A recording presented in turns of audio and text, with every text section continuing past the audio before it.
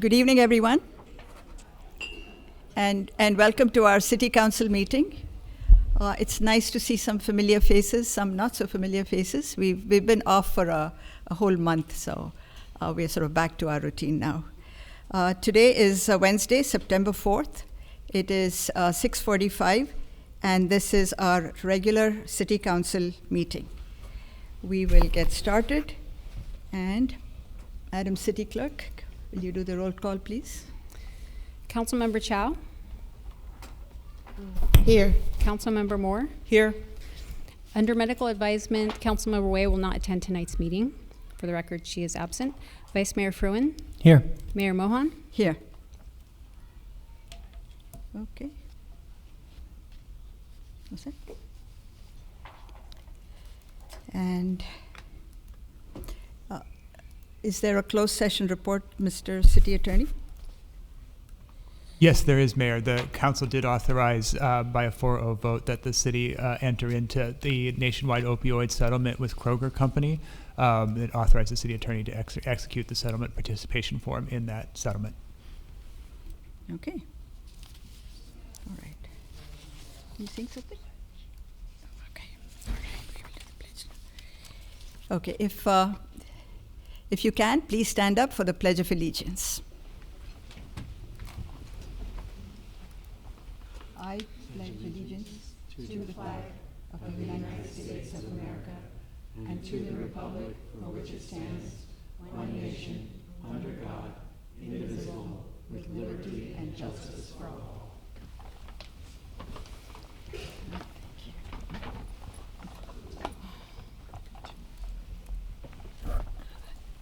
All right. Thank you. We will proceed with the agenda that's before you. The first couple of items are ceremonial items. And the first one, we will recognize September as the National Preparedness Month.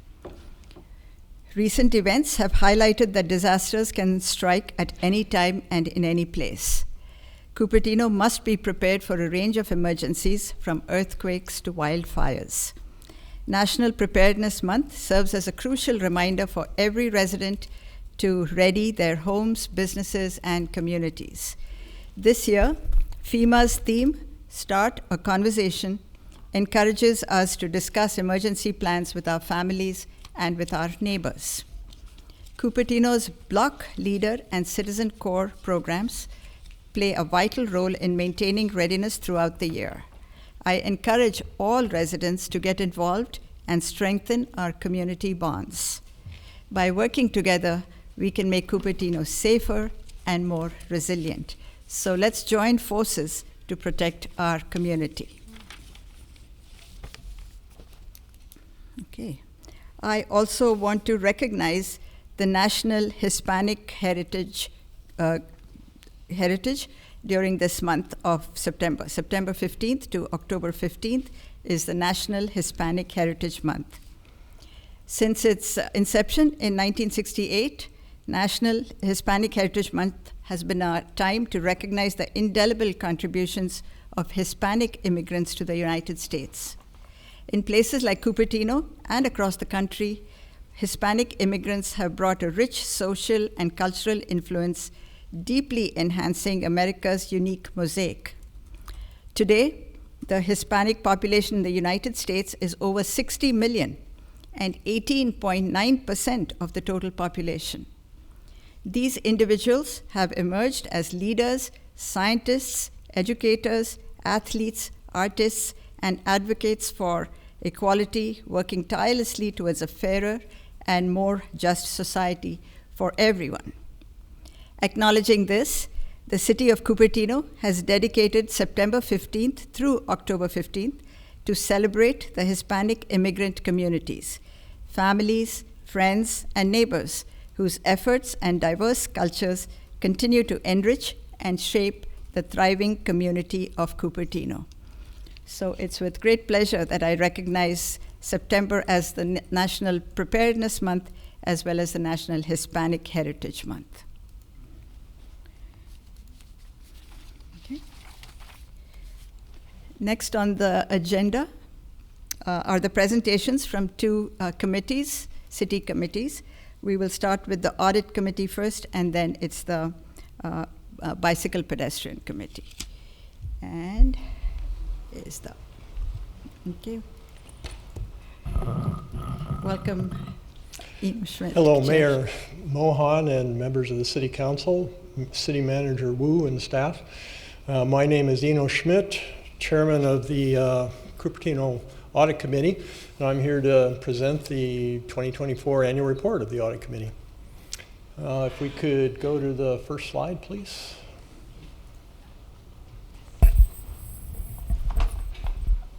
Video, could you please switch the screen so that my presentation is appearing?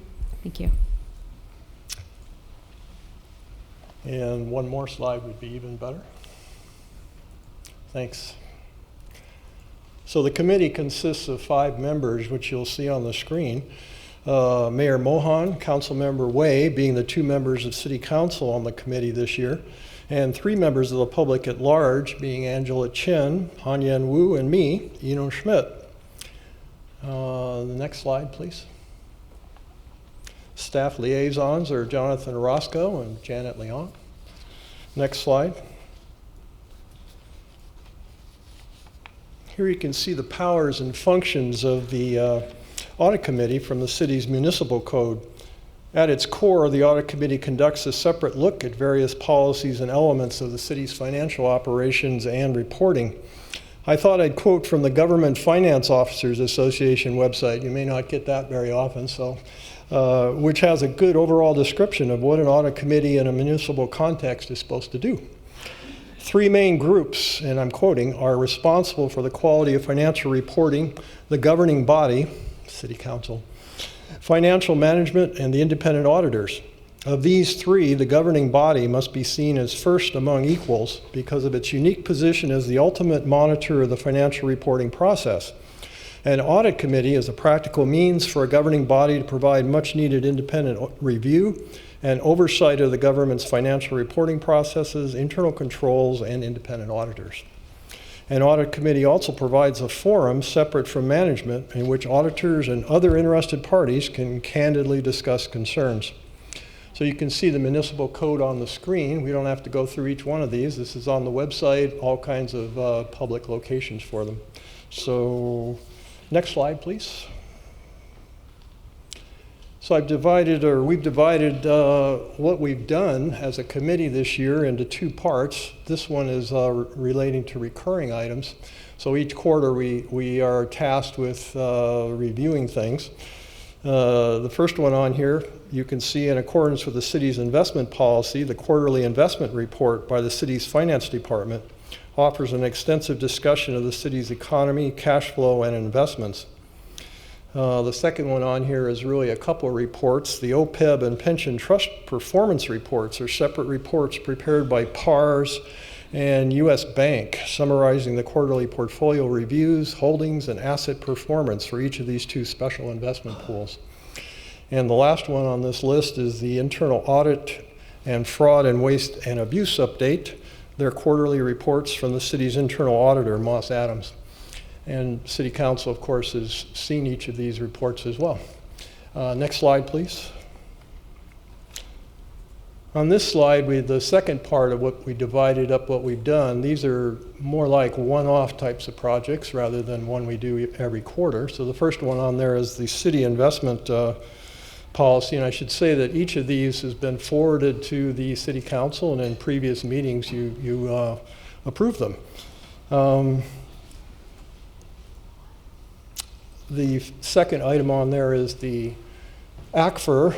We got a lot of acronyms in this business. So 2023 ACFR was forwarded on, reviewed by our committee, and then the 2024-25 internal audit work plan, which had 4 elements that you can see listed there: grants management, internal controls review, a special revenue fund process review, recommendation on and validation of certain process established for the review improvements that both the external and internal auditors are due provide, and others, and the ongoing internal audit services. Last one on there is the enterprise risk assessment, which was again performed by the Moss Adams firm and evaluated risks across 19 categories, and it's well worth reading if people haven't gotten around to it yet. Next slide. The last slide with content on here is that's the previous two are what we've done, and here's what we still have to do. We're really only 3/4 of the way through the year, so there's a lot to come upcoming. So we will be anticipating forwarding all of these to City Council. Again, the OPEB and Pension and Trust, each of them have investment policies, so we'll be reviewing those, forwarding them to for your approval. Agreed upon procedures are special design reports by the external auditor, in this case the PUN Group. And there's 3 items here that you can see. The GAN limit, the investment policy, and the storm drain are all subject to some special procedures, and we look at that report and help identify what goes into it. And the 23-24 ACFR is on our agenda, and the last 2 provide input on a credit card AUP. That's a new report that the external auditors are likely to be tasked with. And the budget format review, which is comments that we as a committee may have. Okay, next slide, please, which is my last slide. Each one of these links takes you to all of the above reports, as well as many others that you guys are, and the public is more than, I'm sure, excited to see. So thank you very much, everybody, for your attention. And if you have any questions, I'm happy to try to answer. Since this is the first time we're having these committee presentations, this is just for the education of all of us and the public. This is an opportunity for committee members to share what they've done through the year. So we're not really engaging in a full-blown discussion of your obligations. And if there are any questions from council, feel free to approach Chair Schmidt or the city manager or any one of us, and we can have more detailed discussions of the presentation. So if there are no other questions, so I would Councilmember like Chair. to appreciate all the work that the audit committee has done. Thank you. Sorry. I hope to express my appreciation for all the work that the audit committee has done. And I realized that some of the emails I sent to the city manager regarding the very high cash balance, 50 million now reduced to 20 million, wasn't sent to the audit committee because other cities with double, triple our annual budget is keeping only 2 to 3 million in cash. So I do want to discuss this with the audit committee members because you probably could help in that. When is the best venue to do that? We'd be happy to do that. We can do it at Should the I next audit committee meeting. Request to agendize this to have maybe. If it's a simple question, send me an email and we'll take care of it. I have sent email, and I was expecting the investment policy would address that. Mayor, Councilmember Chow, this is not agendized for discussion today. So maybe can I request a future agenda item where maybe we can invite the entire audit committee to have a discussion with the council on investment policy like this? And if I may suggest, we do have a recurring review of the quarterly treasurer's report, and this item seems to fit well under that item. So it could be a subset, if you like, as part of our regular meetings.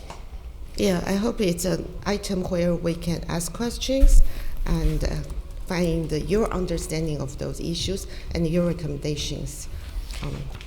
Great, and it's a great opportunity for me to respond that a lot of times we're looking at high-level policy decisions, so implementing particular policies, not necessarily in our purview, but certainly addressing a question like that would come up to the high level. Thanks for that. Okay, do I need a second so that the treasurer's report is scheduled as agenda as discussion item, not on consent? The investment policy is already on the TBD. I thought you mentioned that we would only get a memo, which we did, and there was no plan to put it on the agenda for discussion. So do I need to request that now? You could ask for a second from for your future agenda item, and then of course it's up to the mayor and the city manager as to how to agendize that. Yeah, okay. So could I have a second to have a city council agenda item where the council can discuss investment policy, treasurer's report, and hopefully the audit committee members could attend. We're at your disposition, so I take whatever city council asks us in accordance with city manager staff. Councilmember Moore, you had your light on? Yes, through the mayor, I second that. Okay. Okay, so it goes on the future agenda, city manager? All right, That's correct. thank you. Thank you. Okay, thanks for your patience. Okay, we're moving on to the next presentation. It's the Bicycle Pedestrian Committee. Welcome, and the same rules apply. We don't engage in full-blown discussions, and we'd love to hear what the Bike Ped Committee has been up to. So welcome. Thank you, Mayor Mon. Esteemed council members, my name is Hervé Marcy. I'm the chair of the Bicycle Pedestrian Commission. Next slide, please.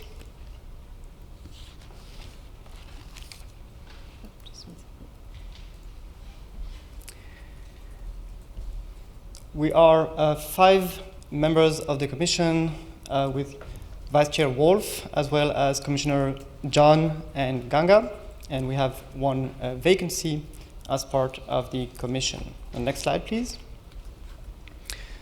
The objective of the commission is to review and monitor and recommend on transportation matters, including bicycle and pedestrian traffic, parking, education, and recreation. Essentially, the goal of this commission is to make walking and biking safer and more convenient in Cupertino. So to do that, we monitor the bicycle transportation plan as well as the pedestrian transportation guidelines. More on that later in the presentation. We receive also the input of the public regarding bicycle and pedestrian matters, and also about the infrastructure. We recommend the implementation of roadway and transportation improvements, as well as make recommendations about funding for these projects. And our meetings are very open, and they happen every Thursday of the month at 7 p.m. in the Queenland Conference Room. Next slide, please.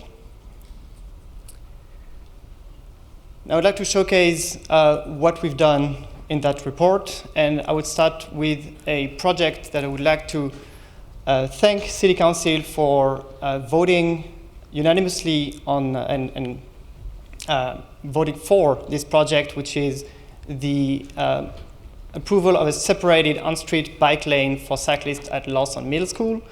It's a project that is going to nicely separate the flow of pedestrians, cyclists, and cars on Vista Drive, and it's going to save lives, if you ask my opinion.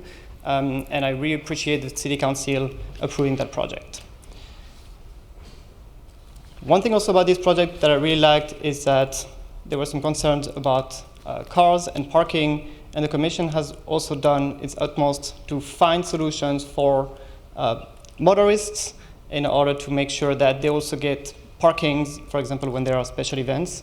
So it's not just about pedestrians and cyclists, it's also about finding solutions for the overall community, including cars. The second project is the recommendation of the adoption of the Vision Zero plan. This one is dear to my heart because we worked a lot with city staff in order to improve the suggested plan, and I think we worked very, very well together. All the commissioners gave their input. The goal of this plan is to work toward Vision Zero, which means 0 KSI, killed and severe injuries on the roads of Cupertino for cyclists, pedestrians, but also car drivers. Another project is the review of the projects made on the intersection between McLellan and Dienza intersection, which was completed. The next project was the review and the input on the Dienza buffered bike lane project, which is going to provide a much needed safety for cyclists on Dienza Boulevard, while according to the experts from staff from the city, it will not impact the traffic on Dienza Boulevard. We also help with the coordination of the Back to Work Day Energizer station, handing over bananas and drinks to the cyclists going to work on their bikes, which was a great way also to engage with the community and receive the feedback from cyclists. And finally, we also assisted with the 10th anniversary of the Bike Fest. Next slide, please. What we plan on doing is to help, just like we did for the Vision Zero plan. We will work with staff on the new active transportation plan. The previous one, dated from 2016, had to be renewed every 5 years, so we do 3 years, and we're going to make that happen. We'll support the 11th Cupertino Bike Fest on September 28th, and we'll be chaperoning some of the rides organized. We will review and provide input for the Bollinger Road corridor study. Also an interesting project, we are supporting the efforts to install artistic bike raids throughout the city on private and public property. And finally, we also want to evaluate the operations of pedestrians, cyclists, and cars on Rodriguez Avenue that has seen an increase in terms of traffic for people going in and out of the Regna Creek Trail. And finally, we are also monitoring the construction of the Tamian Inu, so formerly known as the 280 Trail. Thank you. Thank you very much. Councilmember Chow, you had a quick question for the committee chair? Not question. Really, thank you for a wonderful report. And a small request actually to the city staff is, can we have this presentation posted on the Bike Commission and Audit Commission website? I think this is a wonderful overview of what you have done. I think Art Commission used to post that kind of information on their website, but not other commissions. So thank you, well done. Thank you very much. Councilmember Moore? Okay. Thank you for the presentation. I would like to have staff provide some information about the installation of bike racks on private property and how many of these are being done. Thank you. Okay. All right, so thank you to both the committees for very informative presentations. Okay, we now move on to, are there any postponements and orders of the day, Madam City Manager? Mayor, there is no postponement and orders of the day. However, I do have a great news to share with council and also members of the community. As of this afternoon, we were notified by Housing and Community Development of the state of California that we're officially 100% in compliance with our housing element. Thank you. I know that has taken council and also staff a great deal to come to this moment. I want to celebrate the victory with all of you, and I want you to be able to hear the news from me, and we'll be pushing out the good news to the rest of the community in the morning. Thank you, Mayor. That is good news indeed. Excuse me? Is it possible for me to ask a follow-up question related to that point? Not at this time. When can I? You have an opportunity to speak during oral communications if you wish. You may need to fill out a card with the city clerk. Okay, this is the oral communications section of the agenda, and this portion is reserved for people wishing to address the council on any matter within the jurisdiction of the council which is not on the agenda for discussion. So I want to emphasize that, not on the agenda for discussion. Today, individual speakers will be limited to 90 seconds, and later the city clerk will explain how this process works if there's a group of people who speak together, right? Yes, Mayor. So just to clarify, I have received 114 requests to speak, including 3 hands that are raised virtually. We also have received 1 group request consisting of the 5 people necessary to consolidate their time. So if you wish to cut the time to 90 seconds, then I'm sorry, I have 38 requests to speak, amounting to 114 minutes. So that would make it 57 minutes. 57 minutes for 90 seconds each, and then a group request would be 6 minutes instead of 10. So that brings us to just over an hour. Okay? Okay, we'll call on the first person. So, and I Just would one also, second. so I apologize to interrupt, Mayor. I also just would want to remind the public that in case there's any confusion, that if there are any comments on the two committee or commission presentations you just heard, this would be the opportunity to make them. So thank you. I also wanted to sort of make sure that everyone understood the rules here. State law does prevent us, the council, from discussing or making any decisions with respect to a matter that's not listed on the agenda. So we will not be able to make decisions or discuss any matters that's not on today's agenda. We can, however, respond to make brief statements, or we can pose questions to speakers, but we will not be having a full discussion on whatever it is you're looking for. And just want you to be clear on what oral communications is all about. Each speaker, as the city clerk indicated, will have 90 seconds to speak. If you come in a group, is that about 6 minutes? It's Mayor. about 6 minutes for a group of 5. So if you feel that you have 5 friends sitting with you and you're all saying the same thing, you may just want to come as a group and make sure that your comments are heard. While we will not be making any decisions or getting into complete discussions, we will be listening to every single one of you who wants to speak. So you can be rest assured we will be listening to you and making sure that you're not left out in any way. Having said that, Council Member Chow. A question on the council procedures menu. I think the current menu states we'll have 30 minutes of public comment, and then the rest will be heard at the end of the meeting. I just want to clarify, are we waiving that so we are Yes. hearing them all together? Yes, Great. we would like to make sure that everyone who's taken the time and made the effort to come here today And are gets heard we at the beginning and not have to wait till the end of the So agenda. are we hearing the in-person comments first and then go to Yes, the online? that is how Okay. we normally do it, yes. Great, thank you. All right, so, Proceed, Mayor. yes, have we gotten all the rules out of the way? I think so. Okay, Yes, and please, I will Madam just Secretary. add, anyone who has not already submitted a request to speak or raised their hand on Zoom, please do so in the next 9 minutes before the cutoff. So we'll start with Rhoda Fry, followed by R. Wong, and San R. Welcome, Rhoda.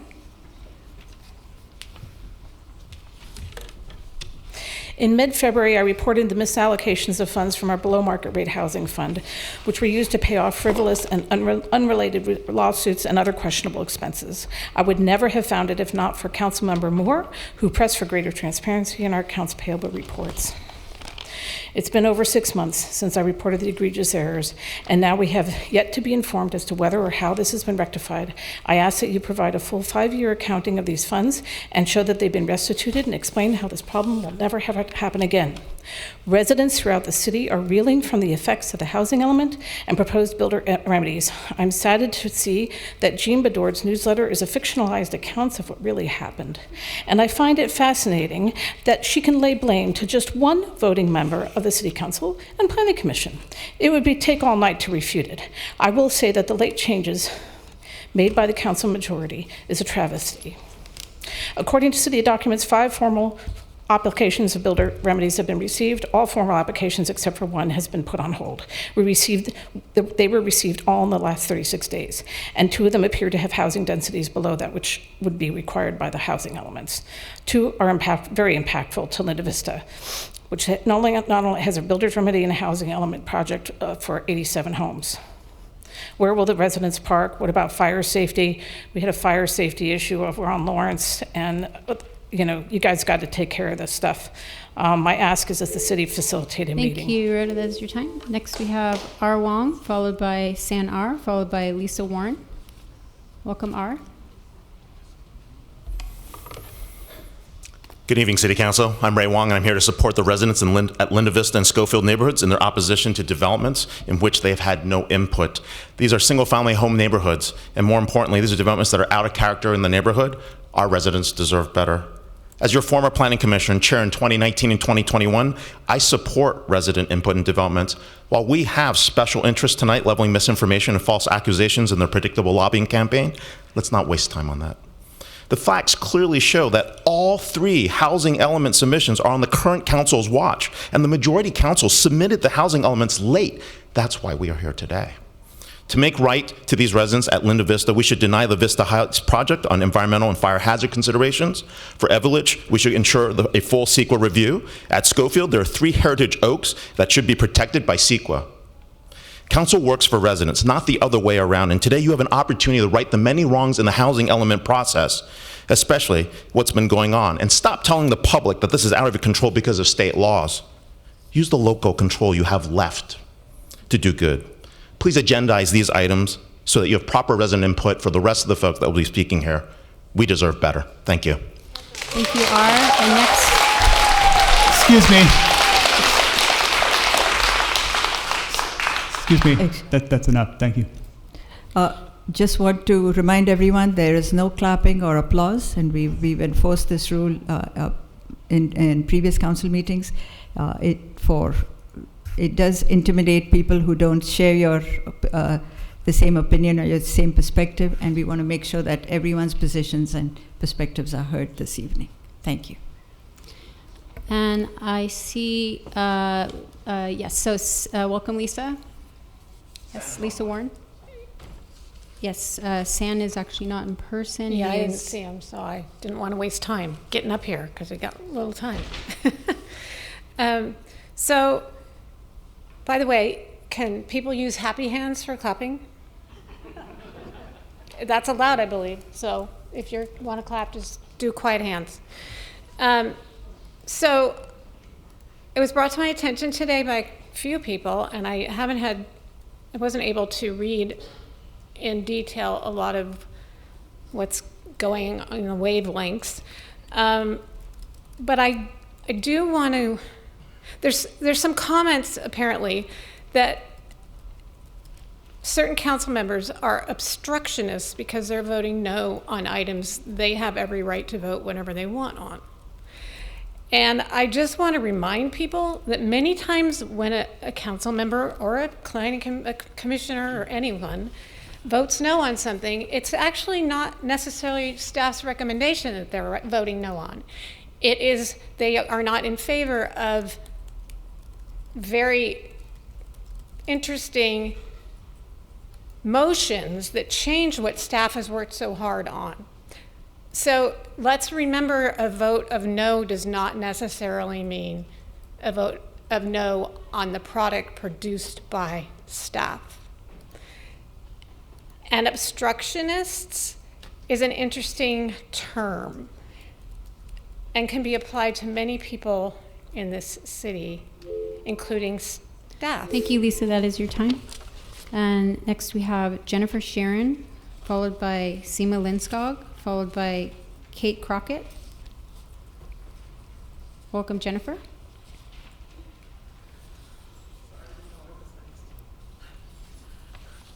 Good evening, Mayor Mohan and City Council members. First of all, congratulations. This is awesome news on Housing Element.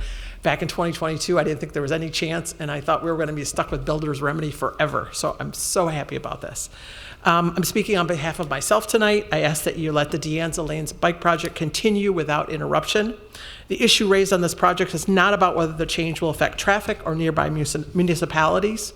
The staff analysis and expert opinion tells us that neither is an issue, with these very small lane changes affecting about 0.1% of the De Anza corridor. Instead, it comes down to whether we as a city choose to believe our city transportation staff that they are competent to make determinations about whether traffic will be affected by the change. The city has hired licensed professional engineers, some with decades of civil engineering experience. I'm not a civil engineer. I'm an electrical engineer. I don't understand these things. The council should accept the analysis that they have been sent and that they asked the staff to do. Or why do we have paid, degreed, and experienced staff that we are paying? Tonight, I ask you to consider facts, analysis, and the expert opinions that we pay for out of our city budget. Let's keep the De Anza bike lanes going for the safety of all of our residents, whether walking, biking, riding transit, or in a car. It's good for everyone. Thank you. Thank you, Jennifer. Next we have Seema Linskog, followed by Kate Crockett, followed by Dan Marshall. Welcome, Seema. Hi there. Dear Mayor Moen, Vice Mayor Fruin, council members. I'm Seema Linskog. I'm the Vice Chair of the City Planning Commission, but I'm speaking today as the Chair of Walk Bike Cupertino. I'm very proud of our team at Walk Bike and the high quality and the high integrity work that we do. We have a singular mission, just one thing, and that is to make the city safer and more enjoyable for pedestrians and cyclists of all ages and abilities. We'll gladly work with anyone on the political spectrum, from any political group, to make that happen, and we provide the facts clearly and truthfully. That's what we do. But it's political season, and some residents in our city are spreading misinformation on many subjects, but De Anza is one of them, to drum up support for their preferred political candidates. So all I want to say is to all city residents, I just want to say, think twice when someone tries to get you all riled up and suggests you vote for their candidate to make it all better. There just might be more to the story. There are some facts. De Anza is one of the most dangerous, unsafe corridors out there, and this project will make it safer for cyclists, pedestrians, and drivers. So please be guided by the data and make the city safer. Thank you. Thank you, Seema. Next we have Kate Crockett, followed by Dan Marshall, followed by Helena Cohen. Good evening, council members. My name is Kate Crockett. I've lived in Cupertino for 29 years, and my husband and I are big supporters of the bike buffer effort on De Anza Boulevard. We live on Blaney Avenue, which, as you know, is extremely busy. Thank you. And what we've seen over the years is a vast increase in the number of bicyclists, walkers, scooters, strollers, and recently we got a bike lane, and it has vastly improved the street. I hope you'll support this effort, and thank you. Thank you, Kate. Next we have Dan Marshall, followed by Helena Cohen, followed by Veronica Lentfer. Welcome, Dan. Good evening, City Council members. My name is Dan Marshall. My wife and I have lived on Linda Vista Drive for more than 30 years. As you're probably aware, there is a proposed development on Evelich Court, and I am here to speak in favor of it. I'm assuming that the proposed townhomes, with their density and the small home sizes, will be considerably less expensive than the surrounding homes. Right now, our schools are suffering because they don't have enough students, and I'm assuming that some younger families will be moving into those townhomes with children. Also, teachers, firemen, policemen can't afford to live in our community, and I think these townhomes will make their commutes shorter and their lives a lot more pleasant. Thank you for your time. Thank you, Dan. Next we have Helena Cohen, followed by Veronica Lentfer, followed by Suki Chan. Welcome, Helena. Hi, good evening, council members. I've lived on La Paloma Drive, which is the next street over from Linda Vista, for 30 plus years. And I've looked at that piece of land, that flat little piece of land, and imagined that, yeah, one day it would be developed. I found out yesterday morning how it was going to be developed. And frankly, I was absolutely horrified, because whilst I am absolutely in favor of some building, I'm not in favor of high density. I think it's insane. I don't actually think it's been thought through adequately. It would add a tremendous amount of stress to the immediate neighborhood. I think there'd be a tremendous fire risk. I think that in the case of an earthquake, good luck getting out of there. There are only 2 or 3 ways actually to get out of that immediate neighborhood anyway, and the traffic pattern is dreadful, and it's impacted, of course, by the schools. I think it needs to be really thought through again. And also, I must just add, from an aesthetic standpoint, if you're going to put in 3 stories where the other buildings are 2 stories high, I think that would be a real eyesore. I think it needs to be thought out much more from a standpoint of aesthetics as well as practicality. And as far as it being affordable, I don't know how much firefighters or policemen earn, but your idea of affordable is not everybody else's. Thank you. That is your time. Thank you. Next, we have Veronica Lentfer, followed by Suki Chan, followed by...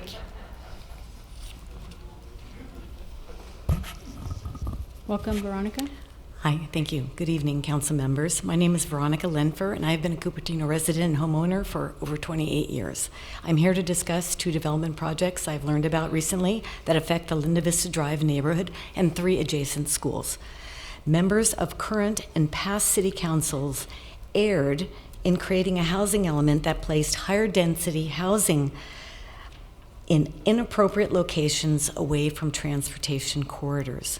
Therefore, you, today's city council members, need to provide strong oversight in order to mitigate unsafe conditions and other impacts to residents and schools.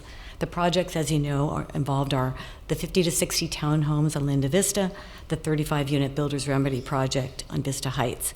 And I would expect, just as a homeowner, that the city council represent our residents by providing more transparency and better communications so that we can provide input when and where appropriate. I'd like you to represent your constituents through strong oversight by ensuring CEQA investigations are thorough. And don't forget to appreciate the combined impact of both of those projects on one single neighborhood. Together, Vista Heights and Linda Vista Drive represent 80 to 100 additional families with entry and exits only on Linda Vista Drive. That will be a significant impact. At minimum, I request that you thoroughly investigate 3 areas of CEQA. Thank you. That is your time. Fire safety. Next, we have Suki Chan, followed by Nan Ku, followed by Manuel Valerio. Welcome, Suki. Hi. Hi, all the council members. Yeah, I'm a resident on La Paloma Drive, very close to Linda Vista Drive. Yeah, I have been living in that area for 24 years, and I walk my dog. I take a morning walk in the park, and all sorts of things. But all of a sudden, I got this news: is they're going to have 82 units up there, and I don't kind of get it from an official source. I didn't get any letter or postcard. All I got is from my neighbors. Yeah. So the thing I'm kind of more concerned is there's a clear communication between the city and the residents. And I definitely kind of very concerned about the neighbor in that area is all of a sudden they have to deal with 52 neighbors coming up in that area, and they pack 52 families into such a small area. So, and I think people talk about the traffic already. So I hope as in the future we can have more communication and tell the resident what's going on, when it will happen, what kind of impact they will be having on us. Thank you. Thank you, Suki. Next we have Nung Ku, followed by Manuel Valerio, followed by W. Ishak. Welcome, Nung. Hi, council members. My name is Jolie. I've been living in Cupertino for 18 years. I moved into this neighborhood because I love the tranquility of this neighborhood. I didn't know about the 52-unit development until someone knocked on my door last week, a few days ago. I was shocked. I couldn't believe my ears, like 52 unit. You know, it's really not fair that we received this notification so late. Like, I didn't know nothing about it, you know? I mean, we pay so much taxes, you know, every year. Like, you know, we work hard, we're hardworking people, and we work, you know, to pay for the taxes, the property taxes. It's not fair for us that we don't have a voice right now because, you know, we didn't know anything about it until Randy knocked on my door and we signed. My husband and I signed, and we're very upset about this, you know, because this is our neighborhood. I love this neighborhood. I told my husband I want to retire in this neighborhood, you know, and, you know, I'm a fair person. I understand that you want to develop more places for people to live, but you can make it like more housing to blend in with the rest of the neighborhood, but not like build like tremendous big like infrastructure, and then people just like is, a hazard, a fire hazard. Already 3 schools are there, and there's a fire hazard, and we're concerned about. And you're building more houses in that park as well. I heard in that Linda Vista Park. It doesn't make any sense to me, So I'm absolutely against the 52 units. Thank you. Next we have Manuel Valerio, followed by W. Ishak, followed by Peter Friedland. Thank you. Good Welcome. evening. This will be a little bit of a change of pace from some of the previous speakers. Good evening, Madam Mayor, members of the City Council, city staff, and residents of Cupertino. My name is Manuel Valerio. I'm the Executive Director of the Cupertino Historical Society. And tonight, on behalf of our board and our membership, I'd like to thank the City Council and city staff for your continuing trust in us and your support of our organization. The mission of the Cupertino Historical Society is to preserve and share Cupertino's past, strengthen our sense of community, and to make Cupertino history available to all. We would like to encourage people to visit our museum, which is located in the Quinlan Center at 10185 North Stelling Road. Our hours of operation are Wednesday through Friday from 10 a.m. to 4 p.m. Also, if folks aren't aware or haven't looked this up, please visit our website, which is cupertinomuseum.org, and look up there how you can become more involved with our organization and how we can offer services. Lastly, if folks are attending the Rotary Fall Fest on September 14th from 10 a.m. to 6 p.m. in Memorial Park, we hope that you come out and enjoy all the great activities that will be there for families to enjoy. But stop by our booth. We're going to have a Cupertino Historical Society booth there that day. So please come by, say hello to us, and find out how you can get more. Next we have W. Ishak, followed by Peter Friedland, followed by Randy Ong. Okay, thank you. Welcome. My name is Wagi Isaac. I've been living in Cupertino for 41 years, and my property borders the project for the Vista Heights. So I'm here to speak against that project. We were all here in 2019, and the project was rejected from the city council and everybody here because it had the fire, the traffic issues. Today, my first point is that I'm really very upset that the city has not managed to have an approved housing plan, which led to having this project use the builder's remedy exception to circumvent a normal process of using the Planning Commission review and full city council. I really demand an answer for that. I left my phone number on the blue card. I'm extremely concerned about the project keep changing. I just found out by accident, and now I have 3 versions, and it keeps changing. So when will it end? I don't know. I'm concerned about the issue of the traffic, as you know, as everybody said, and the fire safety. My property borders that property, and there are 3 big, huge, dead oak trees that have not been removed. If that's the case, I mean, what will happen in the future? I strongly urge the council to generate an agenda for this topic, inviting everybody of concern to answer questions. And my last comment, I just want to see the council members and how are you really representing me as a resident or represent the developers? That will be very important for me. Thank you. Thank you. Next we have Peter Friedland, followed by Randy Ong, followed by David Ritchie. Welcome, Peter. Thank you. On behalf of myself, my wife, our neighbors, and the 600 plus of your constituents who have already signed a petition, I really implore the council to schedule a full discussion of the proposed Vista Heights project at the next council meeting, 9/17, or as soon as possible thereafter, to meet noticing requirements. I know the builder's remedy loophole was used. Whether there was no housing plan because of incompetence or politics, I'll let others decide.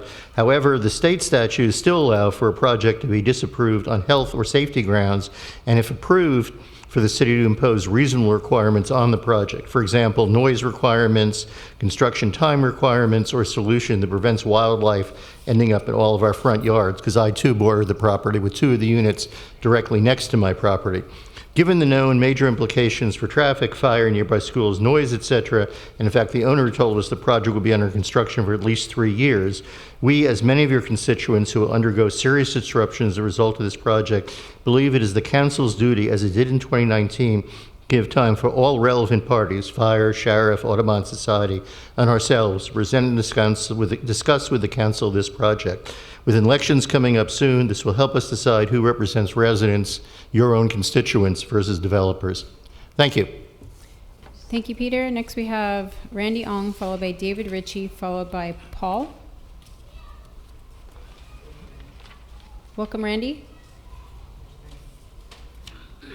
Thank you. I have hearing problems, so I couldn't hear my name. My name is Randy Ong, and I wanted to just show you the petition that we have. We got 600 signatures in 4 days, and the number is increasing now. I personally have talked to about 100 people knocking on doors, and I would say, first of all, that I don't think everybody understands that they don't have a problem with building, but and no one objects to diversity, whether it's diversity or economic or whatever. But 98% of the people complain about the inappropriateness of the density in that area. And I heard phrases like, this is insane, outrageous.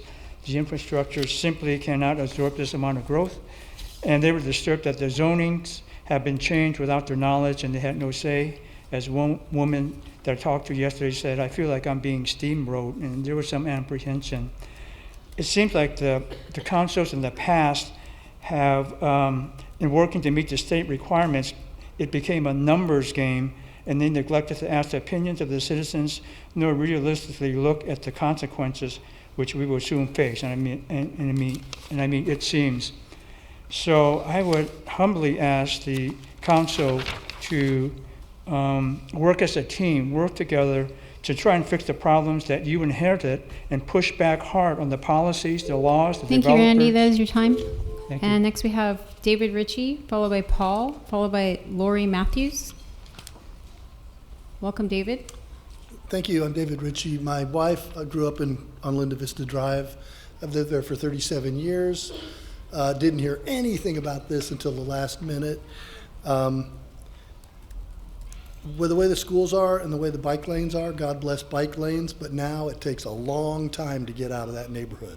There are times when you can spend 40 minutes getting out to McClellan and Bubb Road already. I'd shudder to think what would happen if there was a fire with 300 more houses there.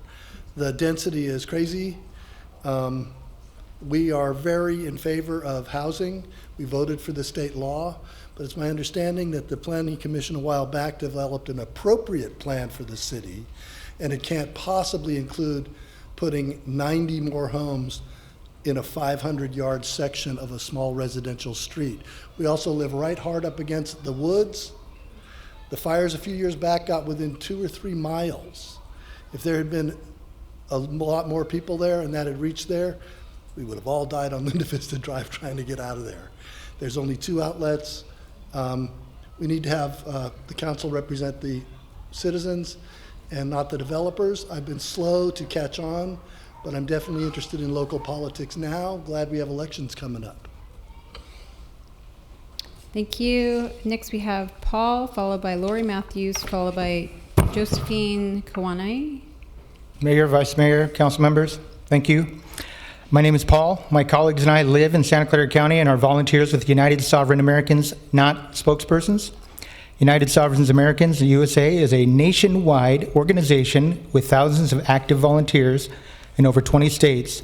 Today, we come to you as concerned citizens. Highly qualified data teams have spent hundreds of hours analyzing the official 2022 voter rolls provided by California Secretary of State. The information they uncovered is alarming. The data team's analysis indicates that a massive number of voters' registration records do not comply with the standards defined by the Constitution, as well as federal and state laws. As such, the votes cast, counted, and certified in 2022 may not all have been accurate and compliant. We're not here to cast blames or aspersions on any elected official. We do not suggest that any candidates in any race have wrongfully won or lost the races, nor do we advocate for the overturning or rerunning of any past elections. We're simply demanding an end to the inaccuracies and uncertainties plaguing our election. Tonight, we will present to you and the public a resolution that contains a summary of those findings along with the election standards that must be held up and defined by the federal election laws, case precedents established by the Supreme Court, and constitutional articles and amendments. Thank you. That is your time. Next we have Lori Matthews, followed by Josephine Kawanawi, followed by Brian Bertaccini. Welcome, Lori. Thank you. Resolution for a legally valid 2024 general election, whereas it is a recognized civil right in the United States for every citizen to have free and fair elections. Where it is the duty of our election officials to guarantee our elections are accurate and free from distortion or manipulation. Whereas our constitutional system of representative government only works when the following four tenets of an election are upheld. 1, the voter rolls must be accurate. 2, votes counted must be from eligible voters. 3, the number of votes counted must equal the number of voters who voted. 4, there can be no more than 1 in 125,000 ballots in error by the voting system.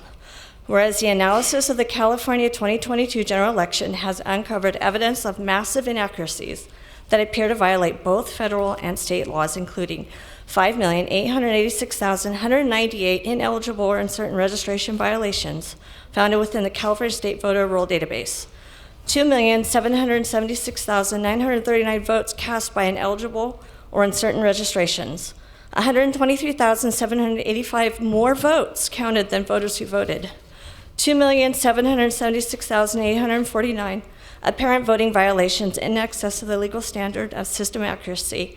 Maximum allowable system errors was 90. Certification as defined by law is an attestation of accuracy and compliance. The certification of the 2022 general election appears to have been fraudulent and illegal. Thank you. Thank you. Next we have Josephine Kawanawi, followed by Brian Bertaccini, followed by Eric Matthews. Welcome, Josephine.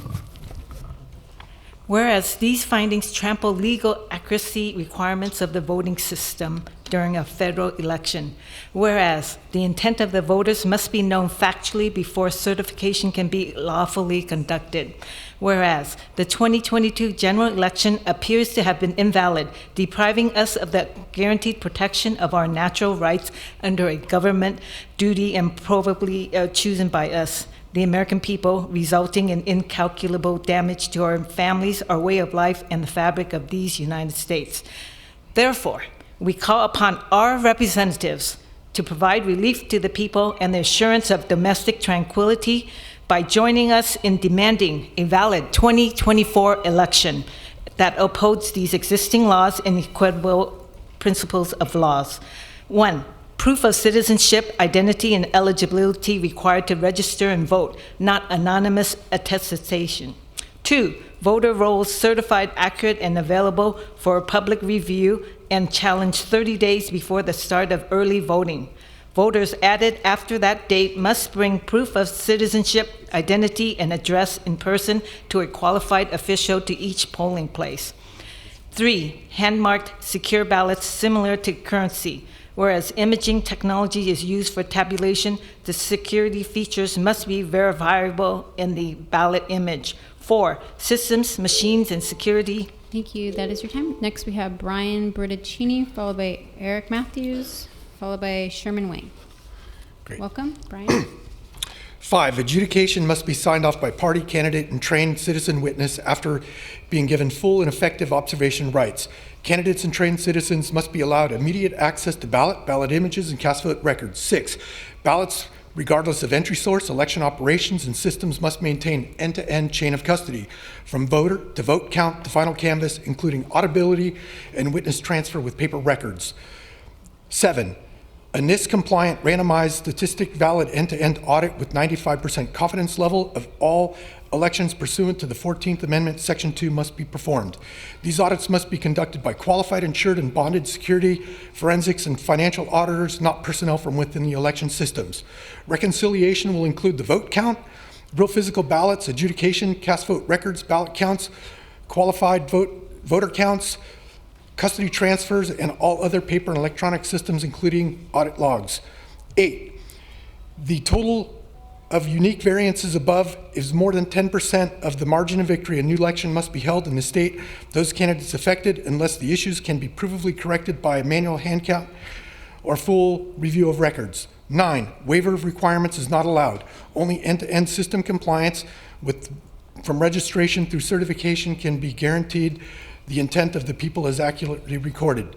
Be it resolved that the Cupertino City Council members stand in support with the concerns and remedies presented here. We implore Thank you. That is your time. And next we have Eric Matthews, followed by Sherman Wang, followed by Jean Bedord. Yeah, we implore the County Board of Supervisors, California Legislature, federal legislators, law enforcement, federal and state prosecutors, judges, and both California Secretary of State and the county registrars of voters to cooperate and fulfill these firm requests of the people. What you heard tonight is a powerfully written resolution outlining massive inaccuracies in our 2022 election from registration through certification. The resolution delineates meaningful remedies that will proactively protect the validity of the 2024 general election for all Americans. Your written copies cites many U.S. Supreme Court precedents and federal and constitutional mandates that support the need for such actions. Large numbers of Californians have questions about the trustworthiness of our elections. Official data show these concerns are valid, and the law says resolving them is essential in securing our liberty. The cost for not fixing the enumerated problems is immeasurable, so we urge you to put this resolution on the agenda for the next City Council meeting where you can vote to join us in support of fair, honest, and ballot elections. The United Sovereign Americans website showcases our initiatives nationwide and features some extremely informative election videos. We encourage you to visit uniteforfreedom.com and learn more about our organization and our goal to restore valid elections throughout our country. That's unite4freedom.com. Thank you very much for your time tonight. Thank you, Eric. And next we have Sherman Wang, followed by a group request led by Jean Bedord. Welcome, Sherman. I've lived in Cupertino for over 35 years, and I'm here as a concerned resident asking the council to postpone the proposed lane reductions on De Anza Boulevard and to formally revisit the merits of this project in a future council meeting. Here are my reasons why. First, a major change to Cupertino's primary north-south thoroughfare deserves a detailed analysis. De Anza Boulevard is the major road crossing through Cupertino, tying Highway 280 in the north to Highway 85 in the south. It's the only continuous designated truck route in Cupertino going north to south. And it's hard to imagine what would happen if we reduced an entire lane going southbound on De Anza Boulevard between Stevens Creek all the way down to Bollinger, which is why we need the analysis. To date, there's been no meaningful analysis presented to the public, to City Council, or even to the Bike Pedestrian Commission regarding the impact of this major change to De Anza Boulevard. Personal anecdotes and vehicle counts performed back in February 2023, immediately after COVID, seem hardly adequate to justify the merits of reducing an entire lane. Yes, upgrades to De Anza Boulevard are likely necessary for enhancing bike and car safety, but does this project actually address these goals, and what are the unintended consequences by doing so? We really ought to know. And second, City Council has never actually been appropriately presented with the full scope of this project. In all instances, the project's been presented to you, and staff reports have never mentioned a lane reduction. Thank you. Thank you, Sherman. Next, we have a group request of individuals consolidating the time for up to 6 minutes. Jean Bedord, Hema Kandargi, Janet Riddell, Deborah Timmers, Donna Austin, Claudia Bono, Louise Fischler. Welcome. Thank you. Good evening, Council and staff.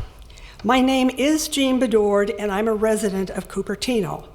First of all, congratulations on the state approval. That's wonderful.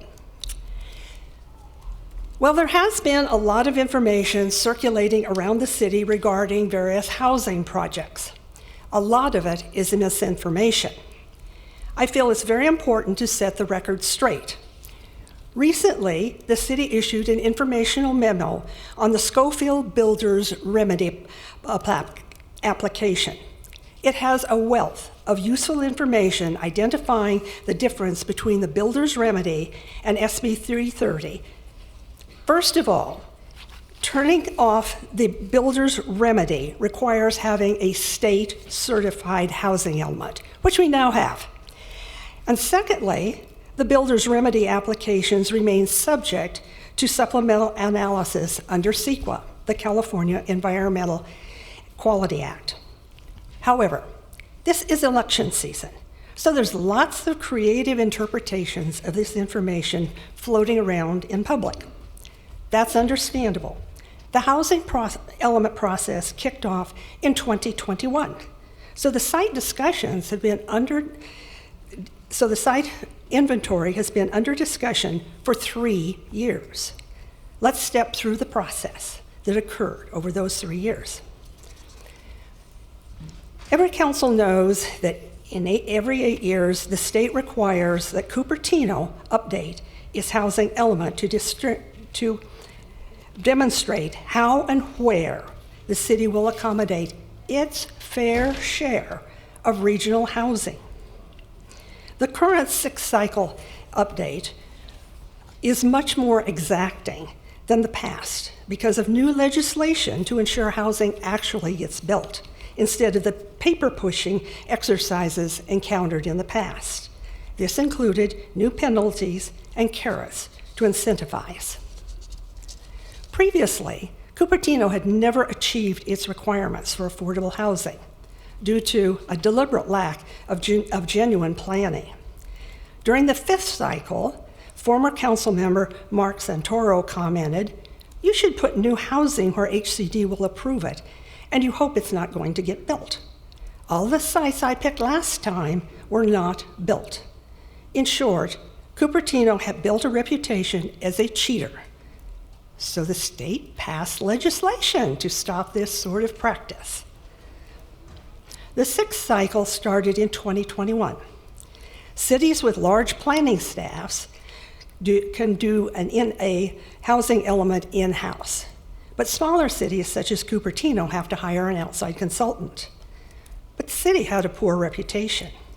When the city issued a request for proposal for a consultant, they got 0 responses. Nobody wanted to work with Cupertino. The city finally landed a consultant after extensive recruitment by the city's interim city manager. Finally, the city could have the first meetings needed, and these commenced on November 16th, 2021. At that meeting, council was asked to provide direction on mapping exercises and potential sites. Then on January 25th, 2022, the Planning Commission undertook its first look at sites. This was the first appearance of the Evelich Court site. Now, I happen to live in that area. We've always known that it was going to be built up. What we didn't want was 4- and 5-story apartments or condos. So we wanted something that was more single-family home, and townhouses were acceptable. The discussion over these sites was very extensive. Commissioner Ray Wong asked staff, well, what if we zoned all of West Cupertino from De Anza Boulevard to the hills so that every single family was rezoned to 20 dwelling units per acre, that is, townhouse density? I have a map which is available on the website, which shows all of those sites. Now, the planning consultant provided a robust community outreach. However, Councilmember Moore questioned the approach, and the council canceled the planned community outreach, replacing it with a strategic committee on community engagement. Very little actual community engagement ensued. Very few people were at those meetings. I went to all of them. And clearly, the people in this room didn't attend, or they would have known about it. So the new council moved to change course. And we went through a series of a first draft, which was rejected by the state, And then there was a second draft, which required some more tweaking. And finally, the third draft. Now, the council moved ahead. But unfortunately... Thank you, Jean. That is your time. Okay, Next, thank you. Next, we have Hervé Marcy, followed by Ishan Khosla, followed by Sujay Majela. Welcome, Hervé. Mayor Mon, esteemed council members, as you know, I'm Hervé Marcy, chair of the Bike Path Commission, but speaking in my name only. I'm asking council to maintain the plan to create buffered bike lanes on Dienza Boulevard. Dienza Boulevard is an extremely unsafe corridor. It was actually mentioned in the Vision Zero plan as one of the most unsafe corridors in the city of Cupertino. I'm a cyclist myself, and I experience every time I ride on this boulevard the dangers. I have a GoPro camera, I have a YouTube channel, you can check it out. The number of times you feel unsafe just because you have unprotected, unbuffered bike lanes is absolutely stunning. Now, the thing is that staff and the experts have predicted with the removal of the lanes no impact. As a matter of fact, Commissioner Gangaj in the meeting on October 18th asked that very question to city staff, who replied that their analysis mentioned there would be no impact to the traffic. It's in the notes, it's in the minutes. One last thing I would say is that we hear a lot about entitled cyclists. I'm not an American citizen yet, but I can tell you what cyclists are entitled to, just like any other American, is life, liberty, and the pursuit of happiness. Life, not being run over by cars. Liberty to go from A to B, however they want, and using the best appropriate infrastructure. And the pursuit of happiness, because it makes people happy to bike. Thank you. Thank you, Hervé. Next, we have Ishan Khosla, followed by Sujay Majela, followed by Joel Wolf. Welcome, Ishan. Good evening, council members. My name is Ishan, and I'm a student at Cupertino High School.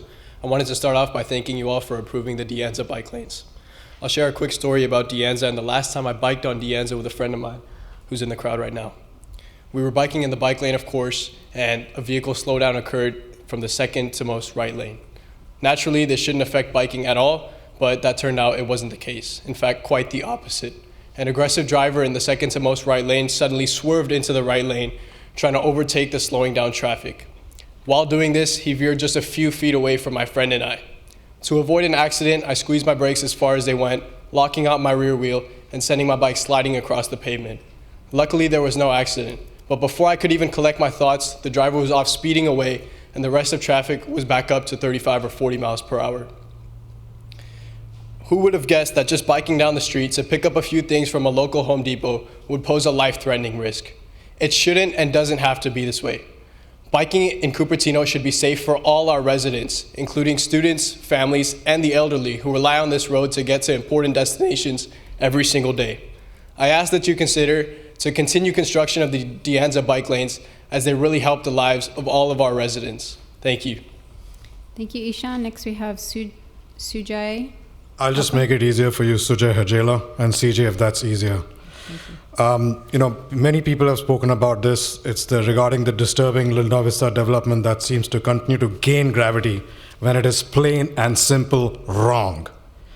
I've spoken before to this esteemed council on the impact of this development on the community as a whole, and the wildlife, drainage, fire, and so on and so forth, and the impact on me and my family. Please note, my 3 kids have grown up here, and I, against all odds, defended to start my startup in Cupertino, not San Francisco, not anywhere else, because of the community that exists here. The key points against this, again, people have spoken. Traffic. Go on Bub Road and figure out. Someone said 40 minutes. It took me 43 minutes one day. Safety. We just heard on the bike lanes. Just think about the impact. Wildlife, coyote sightings, mountain lion sightings. Have they gone up for you all? They definitely have for me. And to even contemplate, this is what behooves me, even to contemplate development that leverages a loophole is plain and simple wrong. That is why it's called a loophole. Frankly, I urge the council to act on behalf of the people it is dutifully bound to represent, and to do justice to the job that we as residents rely on you to do. So my request again, which has been stated before, is to make this an action. You're muted. Next we have Joel Wolf, followed by Babu Srinivasan, followed by Stephen Sharf. Welcome, Joel.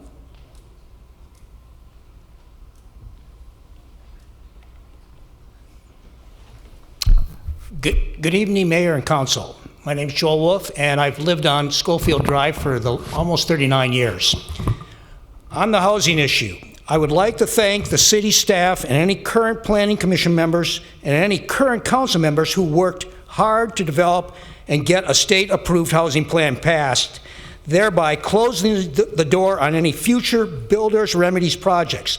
Unfortunately, we have a Builders Remedies projects on my street, Schofield Drive, and what I don't have are any kind words for any members of the prior council or planning commissions who worked extremely hard to obstruct the development of a housing plan that meets the state requirements. These prior bodies were obstructing, all the while knowing that the state stick, the Builders Remedy, lurks in the background.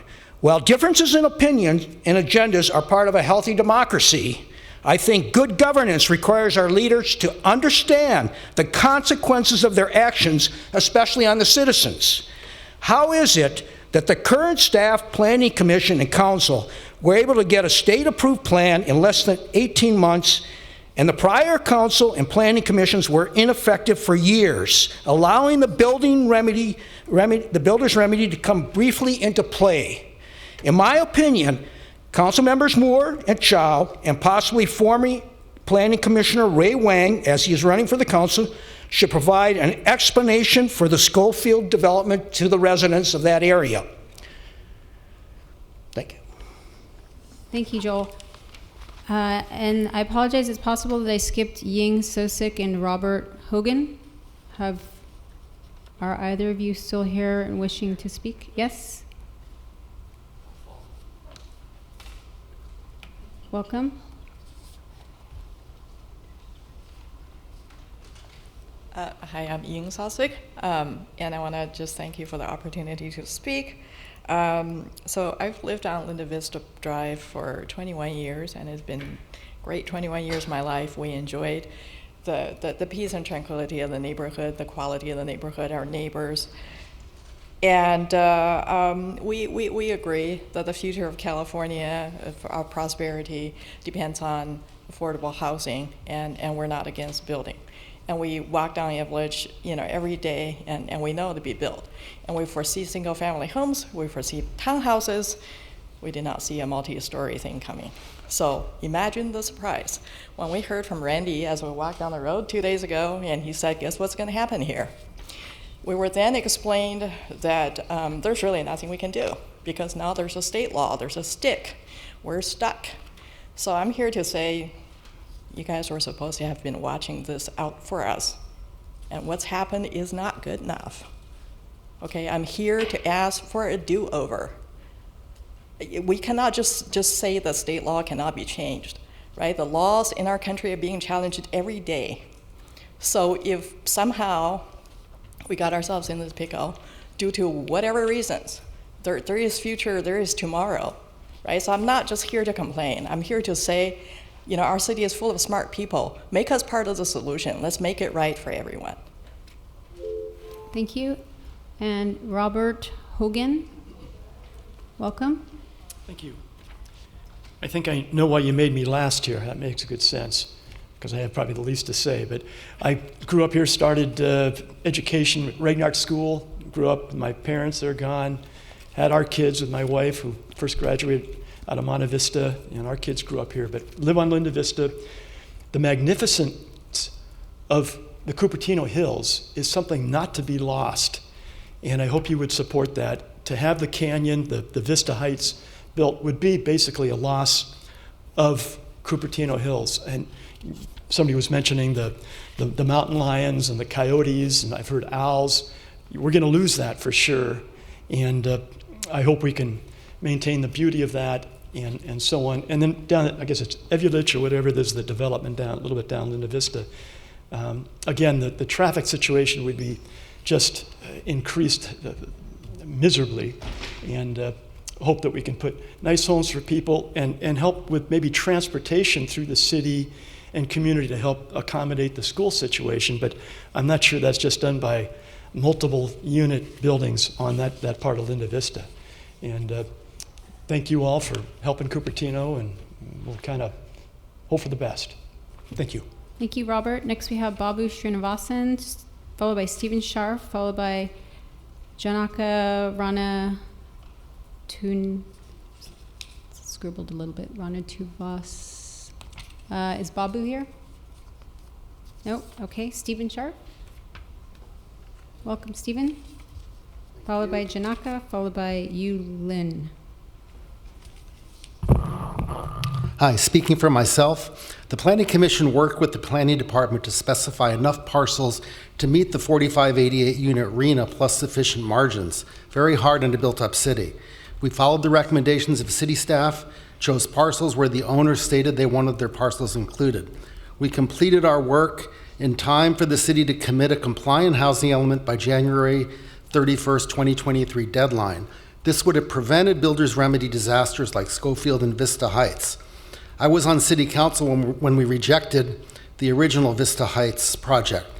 3 council members, Wayfruin and Mohan, discarded the work of the Planning Commission. They removed parcels where the owner wanted to build, added parcels where the owner didn't want to build. They changed densities. They obstructed the certification of the housing element. The city waited until February 3rd, 2023 to submit their housing element. Missing the deadline was not unintentional. They wanted builders' remedy to kick in. Another result is that we're stuck with these projects. It's impossible to undo them. Residents are furious and they're lawyering up. Now, when elections coming up, we've seen the disastrous results of what has transpired in the past 2 years. History is desperately trying to be rewritten, as we saw in an earlier group presentation.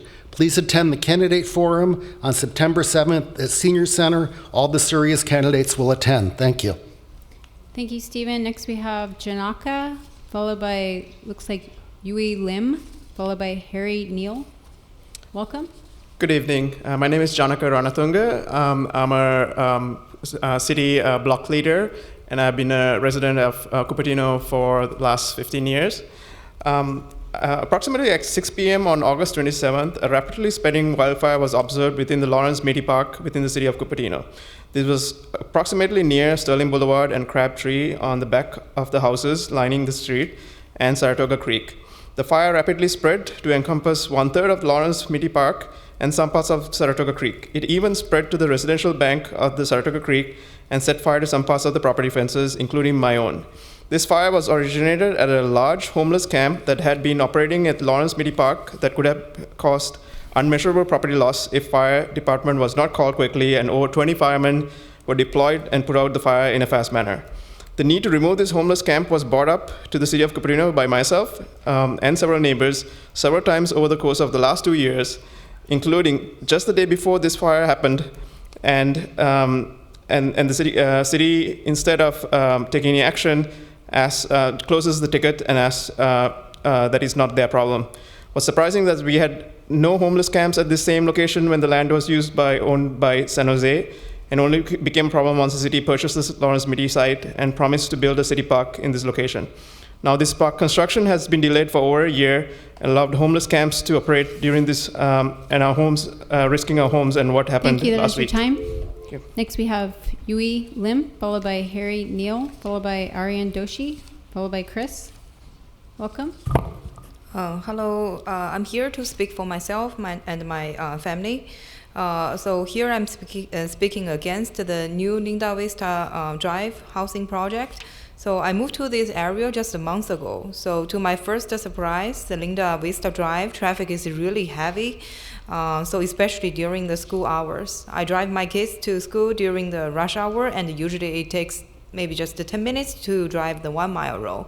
This is very different from anywhere else. So to my second surprise, I just got notified by my neighbors over the weekend that there will be a new housing construction over the single resident community, and this is on the single street, Linda Vista, right next to my house. So this is never communicated with our house or with our community, and I checked with many of my neighbors. They don't know anything about it until last weekend.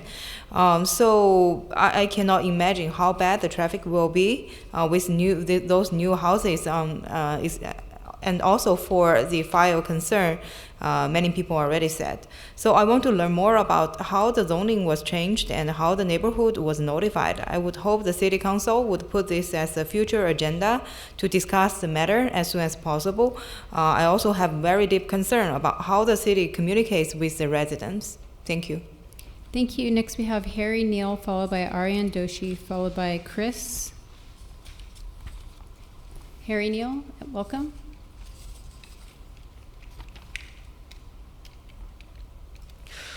Good evening, council members and Mayor Mohan, Vice Mayor Frun.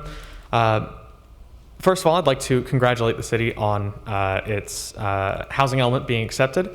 I know this was a long and arduous, to put it lightly, process, and I'm glad that it's finally over, and for better or for worse, local control is restored to Cupertino. I would like to also speak in favor of the buffered bike lanes on De Anza Boulevard. To be frank, I think that buffered is not good enough, and the city should really be striving for fully protected bike lanes. But in the meantime, if buffered is all that can happen, then I'm happily in favor of buffered. I would also like to mention to all the residents here that spoke out against the project on Linda Vista. You may have bought a home, you did not buy the neighborhood. There is no obligation for a neighborhood not to change when you live in it. In fact, that is what makes cities and urban areas so dynamic, is that they can change. It is a good thing. They should not always stay the same. More housing is good, especially when we have an insane affordability crisis. I had to move out of Cupertino because I can't afford it anymore. And realistically, I don't think I'll ever be able to move back in. So I hope that these comments will be considered. Thank you. Thank you. Next we have Aryan Doshi, followed by Chris, followed by George Honig, and Ahmad Yazdi. Welcome, Aryan. Dear Mayor Mohan and esteemed council members, my name is Aryan Doshi and I'm a high schooler here in the Cupertino area, and today I urge you all to vote yes on the buffered bike lanes on De Anza. I say this for many reasons. First, due to the multifaceted benefits, right? Both for the driver and for the cyclist. When we think about the driver, they have that extra sense of protection in their mind, that less headache, that they're not going to have to worry about hitting the cyclist, and there's going to be less merging in and out of the lanes, allowing for a more streamlined traffic system in the process. And for the cycler, obviously having that extra sense of comfort and protection, that they're not going to be injured by a car, is going to be immensely helpful for them. And to date, when we think about Cupertino and how good it's been in terms of implementing bike safety measures, I think that's something to commend, but also something we need to constantly keep at the back of our heads. We look at other counties and cities around the world like Miami-Dade, where actually you have city buses forced to have cameras on them to look out for where such accidents are happening. And I don't think we need or want Cupertino to go to such levels of extremity if we can. We just need to continue to look for simple, feasible, and viable solutions like adding buffered bike lanes. And we have to remember that this is the people of this community, our community, the toddlers, the children, and the cyclists who will benefit from using this. And so tonight I urge you all to vote in favor of the De Anza buffered bike lanes. Thank you so much. Thank you. Next we have Chris, followed by George Honig, followed by Ahmad Yazdi. And then we will move to those requesting to speak virtually. Welcome, Chris. Hello. Hello, City Council members. My name is Chris. I moved here to Cupertino just a little under 3 months ago in June. And my bike is my main form of transportation here. As a daily bike commuter in Cupertino, I strongly support the buffered bike lanes on De Anza Boulevard, and ideally an upgrade even to concrete protected bike lanes. These bike lanes will increase safety and reduce travel times for cyclists and drivers. Because so many of the Cupertino businesses that I frequent are on De Anza, the lack of safe bike lanes on De Anza has caused me to take wide detours, often adding 40 to 50% to my travel time on a bike. Adding a buffer to the bike lane will also increase the number of cyclists who will eat and shop on De Anza Boulevard. As biking is my main mode of transportation, I've often avoided visiting restaurants and shops on De Anza Boulevard because of the lack of safe bike infrastructure. If De Anza Boulevard gets buffered, or ideally concrete protected bike lanes, I would certainly be much more willing and interested to visit these restaurants and shops along De Anza Boulevard. I know many other cyclists who feel the same way. Finally, a buffered bike lane will have long-term traffic benefits. The fundamental cause of traffic on roads is too many cars. A buffered or protected bike lane will give residents an opportunity to shift towards biking. Thank you so much for your time. Thank you. Next we have George Honig, followed by Ahmad Yazdi. George, you're declining. Okay, Ahmad, welcome. And then we have 5 callers requesting to speak virtually. Hi, my name is Ahmad Yazdi, and I live on Linda Vista for the past 26 years. And I spoke to the same council back in October of 2023 when you were trying to give away the sports center and develop hundreds of condos there. And I asked the council members what is going to be next. And to my surprise, I found out quickly that next is our parks, next is our neighborhoods. And you have failed to, and I'm surprised also 2 of the council members live in the Linda Vista area. The mayor lives there, and former Mayor Way also lives in that area. You have failed to understand how these projects impact traffic, safety, and dynamics of the neighborhood. You're going to fit 200 more cars into the corridor of basically Linda Vista, High End Sport, and Bob Road. We already lost a student back in 2014. You remember the Mona Vista sophomore that was run over by a cement truck, right? Now you're going to have 3 years of construction, heavy machinery going to that narrow area. You barely can even drive on McLaren. There's only 1 lane for each side, right?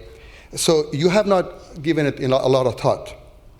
You were elected to better our city and work for the people. But all you have done in the past year, you have given this community shock after shock. You know, you come up with these projects that you polarize the whole Cupertino community right now. Thank you. That is your time. Thank you. And we will now move to those requesting to speak virtually. There were 6 hands raised before the cutoff. San R, Tracy K, Seema Swami, Gauri Chala, caller 3524. We will begin with San R. Good evening, City Council and Mayor Mohan. I'm asking you, you're a council of 4 today. You can behave differently than you have in the past. With a 3-1 vote, you can agendaize the De Anza Boulevard as a future agenda item to be considered in the short term. Please ask the contractor to suspend the work. You cannot have major changes to De Anza Boulevard without council approval. This is not the kind of power you want to give to staff to have them operate unilaterally without bringing it to council and without bringing it to a vote. Residents deserve to see you hit the button on the dais to understand who stands for what. Residents just heard from a prior resident about that combination of adding lanes, taking road lanes away, and adding high density on Evelyn Court. That is the perfect resident that this council majority works for. All Cupertino residents listening to this today need to understand that for the past 2 years, this council has been taking feedback from out-of-towners that have asked for density at all costs, ignoring people that have lived in the city. And today, residents are waking up to what has happened. It is not too late. This November, we can change course. Let us go from dysfunction to common sense. Let us replace this council majority. Let's get Kitty Moore and Ray Wang back on that stage, and let's correct course. This council majority knew what was going on. They voted knowing that Evelyn Court does not have the capacity. We have 2 council members that live there. They know that neighborhood very well, and yet they allowed it to go through. Thank you, Sam. That is your time. Next, we have Tracy K, followed by XY Yang, followed by Seema Swami. Let me just welcome Tracy. Hi, thank you so much. Had a few things I wanted to go through. First of all, wanted to echo the sentiment to please stop the De Anza lane reduction until there's time for a traffic study and public input. I really appreciate how the last time the Bollinger lane reduction was discussed in the council meeting setting and people had the chance to weigh in. And I do believe that feedback was taken into consideration by staff. So if we could please do something similar, if this is a major thoroughfare, it feels off to just make major changes to that without letting people opine, and also to do a traffic study. Next, I wanted to ensure that the needs of both the Linda Vista and Schofield residents are heard. Right now, people are basically being told that they need to wait until the developer submits the application, and by then it's basically too late to make any changes. You know, everyone is just waiting to see what the developer submits, and it's very difficult because by then you really have no opinion left. I also wanted to correct some allegations made against Ray Wong. His record on the Planning Commission very clearly shows that he weighed in on every site on the housing element to match the density appropriateness of that neighborhood. So for example, Crescent Road and Cupertino Road, they were trying to upzone that to high density multifamily parcels, and he shot it down as that was a single family neighborhood. So he has a track record of respecting the density of the neighborhood, and that was an incorrect question taken out of context. Thank you very much. Thank you. Next we have Seema Swami, followed by Gauri Chala. Welcome, Seema. Hi, good evening, Council member. I'm Seema Swami, Commissioner for Parks and Recreation, and I will be speaking on an individual capacity today. I have a deep empathy for the safety of the bikers. However, there is a need for a real balancing of traffic. What are we really thinking about? What are we looking at? How much traffic do we have that is thoroughfare on with cars and vans and trucks, as opposed to the number of bikers? To have a buffered lane, cordon off a significant part of the real estate of the roads can be a huge bottleneck for us. As you know, even if you think about the Stevens Creek and Wolf, half the time, every time you go there, you barely see one or two bikers. So sure, every person counts, but the needs of the community and the needs of the traffic study needs to weigh in the proportionality of the motorists versus the bikers. So are you creating a bottleneck as opposed to actually creating, so there has to be a proper balance over there. And De Anza Boulevard, I strongly believe, should not be one of those lanes because it's a thoroughfare traffic. Let's find something else, a parallel road, for example, to take a look at that. Similarly, for high density housing, let's weigh in the number of stories and the fire hazards, and make sure that all of that is taken into account and the needs of the community is taken into account. Thank you. Thank you. Next we have Gauri Chala, followed by caller 3524. Welcome, Gauri.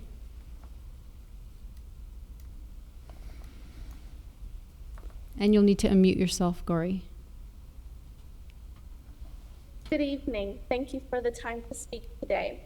I want to say that without this council majority, we would never have had the housing element that we have today that recently has just met full 100% state certification. Our prior council had a housing element that did not come even close to passing HCD muster, and that was fully intentional. There were no real policies in that housing element, there were no real programs in that housing element, and as follows, there were no real development. If we want to see real developments, if we want to see real housing, we should applaud the council for the work that they've put in such a short amount of time, given what the previous council gave them. And to people who say council members can vote no on whatever they want, they are supposed to represent our wishes. We do not want expensive housing, and we do not want a lack of variety in housing opportunity. Everyone has a right to housing, and further, everyone has a right to live peacefully. Cupertino is not the first city to participate in high-density housing, and it will not be the last. It works, it's affordable, it's for individuals to be able to live in a great city with great resources. Everyone has a right to decent living conditions, and the pushback over additional housing is abhorrent and more than reprehensible. I want everyone to think about this when they go to the polls in November. I certainly will, and I certainly will use my vote and remember what Councilmember Moore has done to our housing element that has put us in this condition in which we have these builders' remedies that you all are complaining about. Thank you. Thank you. That is your time.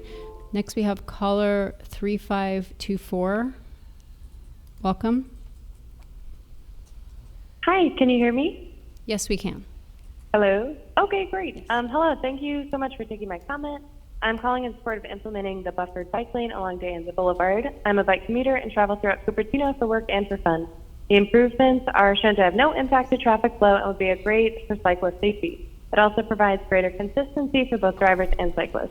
So thank you so much. I hope you support this upgrade and have a lovely night. Thank you. And next we have XY Yang. Welcome.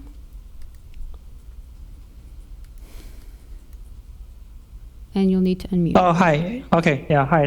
Thank you, City Mayor and the City Councils for this opportunity. I think listening all the tonight's discussion, I feel like there seems to be a lack of outreach to the community on very big burdens that is impacting community members' daily life. Things like the housing element, plus the lane reduction at the Anza Boulevard. I strongly urge you to consider to do more discussions, put those things on the agenda for more discussions, have more study, listen to the input from community members before you make a decision. Thank you very much. Thank you. And I see. What was that? Babu Srinivasan, you actually had a card submitted, but you're online now, so I will call on you now. Welcome. Yeah, thanks for letting me in. I want to shout out for Shaila Mayer for congratulating or awarding a meeting up with Mr. Stalin from Chief Minister from Tamil Nadu. And I believe like he has come to visit US and visiting all cities for expansion of Tamil Nadu. In the same way, I expect something from Shaila Mayer for expanding Cupertino. I believe she took a leaf out of his political career and do some good for city of Cupertino. And on the second thing, like other speakers said, I do see like what is the usage for bike lanes during the day, during the noon, during the night, during the evening. Is it 24/7 compared to drivers on the two-wheelers or four-wheelers? With the red light, no right turn on red, it doesn't make sense. It is backing up in Bub Road. Early in the morning, it has become a nightmare. And as we talked in the past with tessellations, the entire Rainbow Drive telling it is a nightmare now. I'm not sure. And we want any lane reduction or any expansion, especially we should not cut a leg for the shoe. It's the shoe that you need to buy a bigger one. Like that, city has to be built for the city, citizens, not the roads to be cut. Thank you. That is your time. And so Luis Haddadi had your hand raised online, but you're now in person. So Mayor, that is our final person requesting to speak. Welcome, Luis. Thank you very much. So I really want to commend the Cupertino Council majority and the city staff for their stupendous work. And after all these years, getting a housing element approved by HCD. And that the rezoning was a huge part of that. So kudos to you, kudos to you, kudos to you. And I think that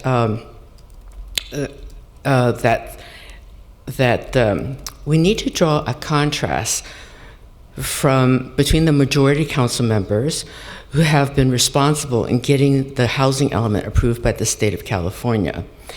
Council members like Kitty Moore have been obstructionists, and also Ray Wang in his capacity as planning commissioner before he was ejected for his egregious behavior. The third draft of the housing element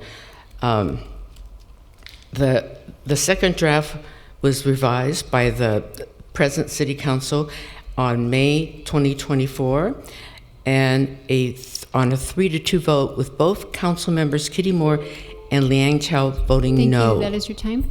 Okay. Thank Mayor, you. no additional requests to speak. Okay, thank you very much. I just wanted to make a quick comment about the issues that were raised today. Remember, we cannot go into a full-fledged discussion or deliberation on the items that were brought up during oral comments because they were not on the agenda. But through the mayor, I can correct a false statement that was made. Which I made just now? No, a member of the public made, and I am allowed to correct that. Oh, okay. Let me just do my piece, and then I'll make sure you Thank you. Get a minute.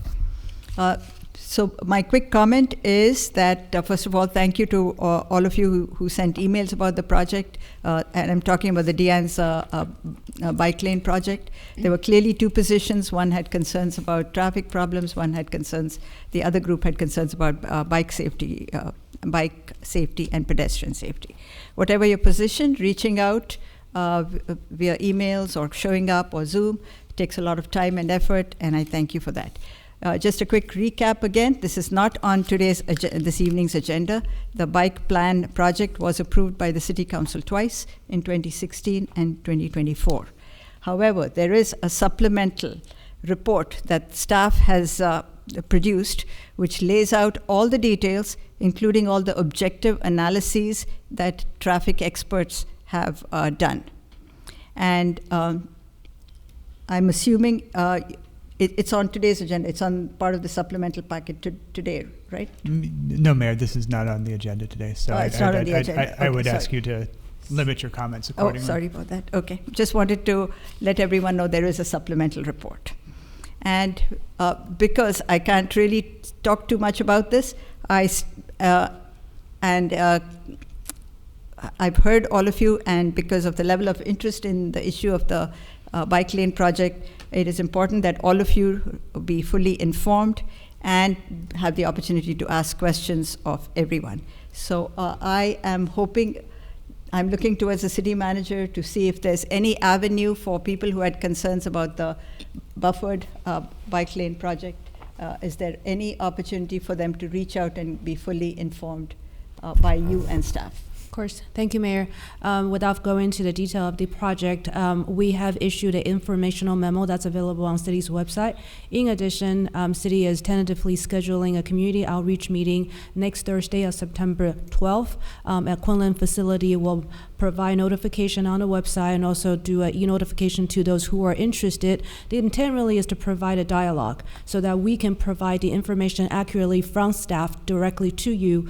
Unfortunately, there are a lot of documents, a lot of reports that we're not able to have that full dialogue on the dais. But we're hoping that from staff to you, we can have that opportunity to talk to all of you next week. Thank you, Mayor. Thank you. Who goes first? What's it?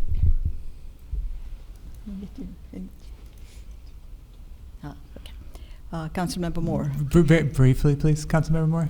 I'll try. Okay, thank you. So this is with regards to 1 minute, please. Thank you. This is with regards to the change from the stakeholder group to the Strategic Advisory Committee. If you go to the March 8th, 2022 meeting minutes, you'll see that I did not move and second this suggestion. However, the suggestion was to form the Strategic Advisory Committee, which I did end up chairing. I chaired 14 hours worth of meetings. I was appointed to chair it. And that motion to form that committee and to create the Affirmatively Furthering Fair Housing Engagement Plan that motion was carried unanimously. So I want to correct the record for what was stated about me, that it was incorrect. Thank you. Okay, I also wanted to make a brief comment on the issues raised with about the property development in the Linda Vista area. Again, these are things that are happening that are sort of work in progress. There is an update provided on the city website for each of the developments, and my hope is that the city will continue to update it when things happen.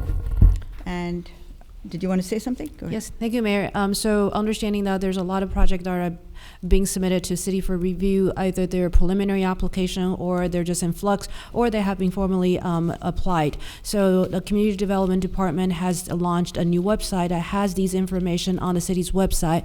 More than happy to provide that information to you.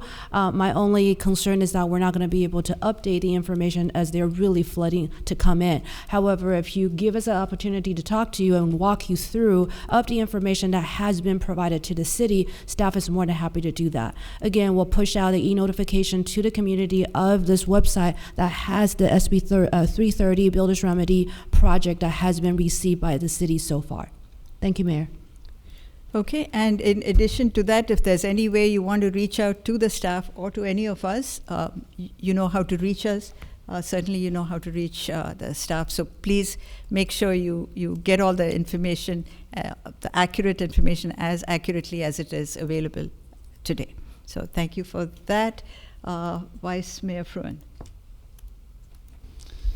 So if I could ask City Manager, in the context of the rest of your discussion through council information memos and through the website of the various projects that are moving toward us, if you could also include some commentary on the CEQA process that would be followed, because I think that there's a lot of apprehension there about what impacts would look like, and the normal way to disclose those impacts and mitigate them would be through the CEQA process. Of course. Okay, and a quick comment, Councilmember Chow. Hi. I'd like to encourage everyone to write to citycouncil@cupertino.org. Many of you were not able to finish your written speech, or I cannot remember all that you say. Send your speech to cityclerk@cupertino.org. Ask it to be entered into the meeting record of today. And we have received exactly one email from one individual for each of the Linda Vista project. Whoever collecting the 600 signatures did not help you to amplify your voice. So write to the council so that we can hear from you. And I would like to request an update on the fire and the homeless site at the Lawrence Mitty Park that was mentioned. And I would like to request an info memo on the current notification method for general plan amendment and zoning ordinances on parcels and preliminary application and the project proposal. As far as I know, people only get notified when a project is on council or planning commission agenda. But general plan, I think, has a different legal requirement, so it would be good to get that clarified. Okay. And I would like to propose an agenda request to review notification radius to consider increasing it from 300 feet to 500 feet. And also consider adding notification to affected neighborhoods for general plan amendment and rezoning ordinance. So do I have a second for that? Through the mayor, Moore, second. Thank you. And last item. Okay, so I would this like is for a to future request, agenda? future agenda item. I would like to request an agendized item with presentation and also questions from Historical Society. Since the city provides annual funding of $20,000 to them, I would love to hear how they utilizing the funding and all the wonderful programs that they are providing. Thank you. Do I have a second for that?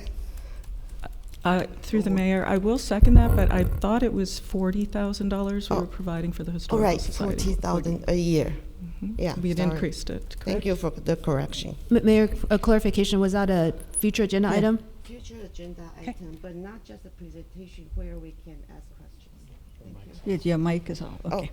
A future agenda item, but not just a presentation like from commission where we can ask questions. Sure. Thank you. Okay. Councilmember Moore, you still have your light on? Okay, thank you. I guess this is a probably a question for the city attorney. With regards to the builder's remedy projects, what leeway do we have for agendizing those to simply look at the projects? And I was looking at the one at the quarry at the slope, and I was concerned about that, and I'd like to see it on a large screen rather than trying to blow it up on my laptop.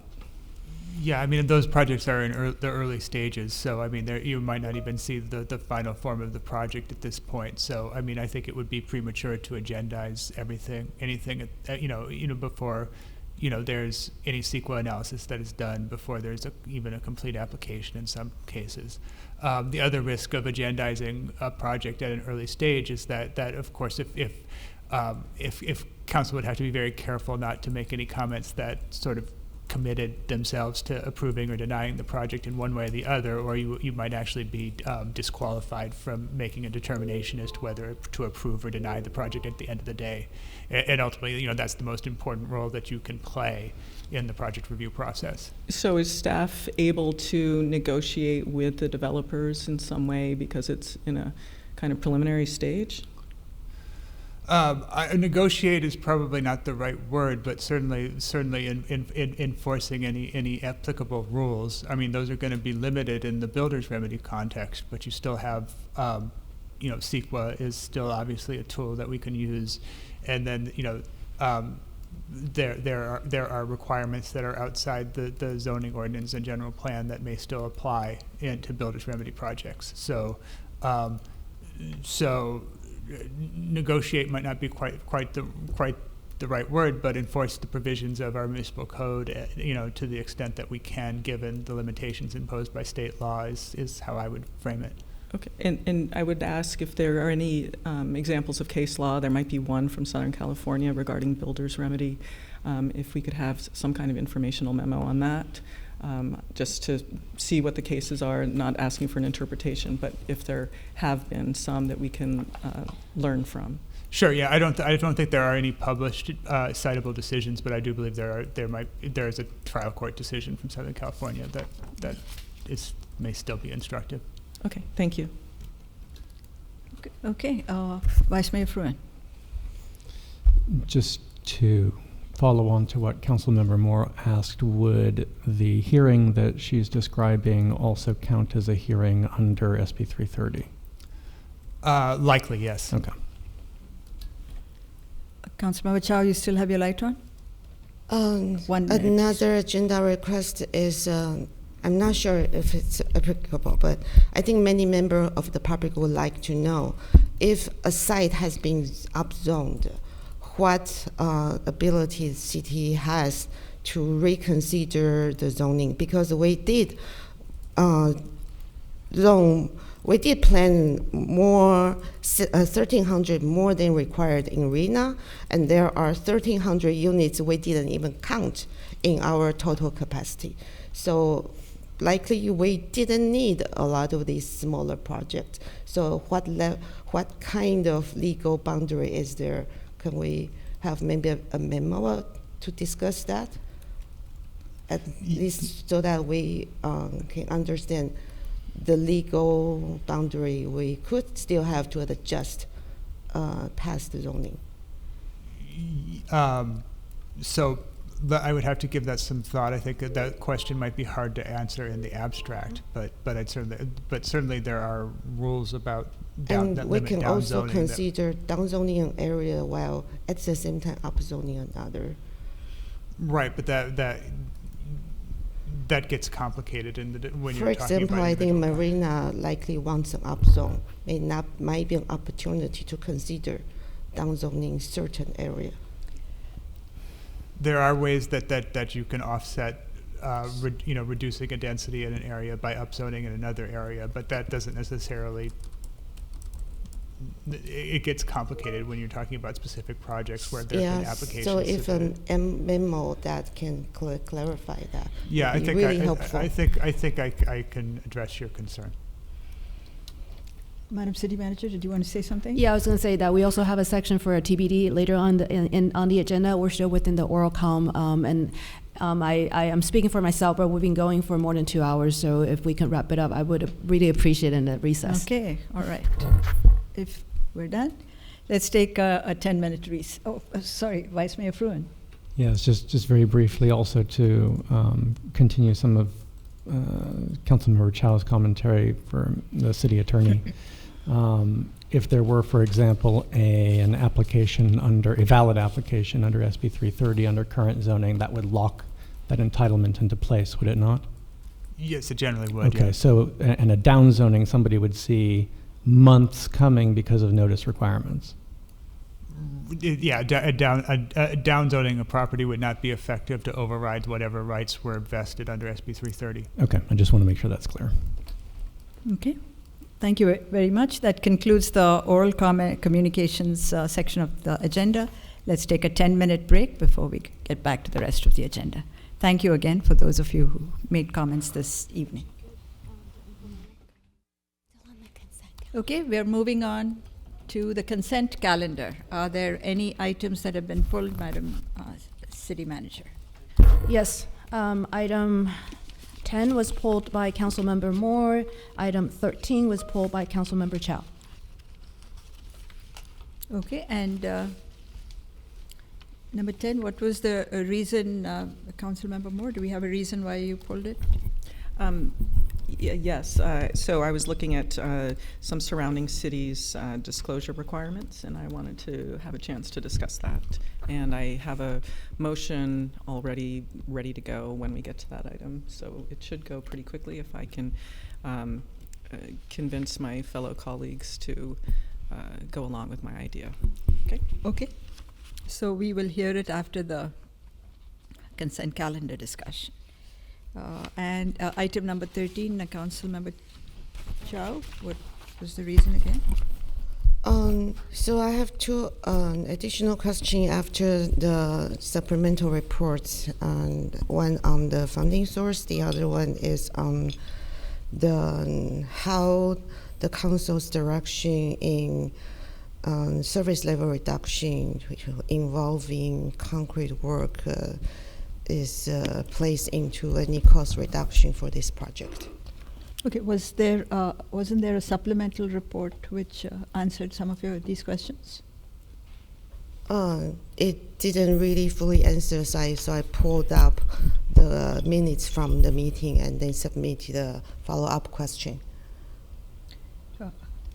We received additional questions about 5 o'clock today, so we'll have a verbal response on that. Okay. Okay, so both these items have been moved to, have been removed from the consent calendar and moved to after the action calendar.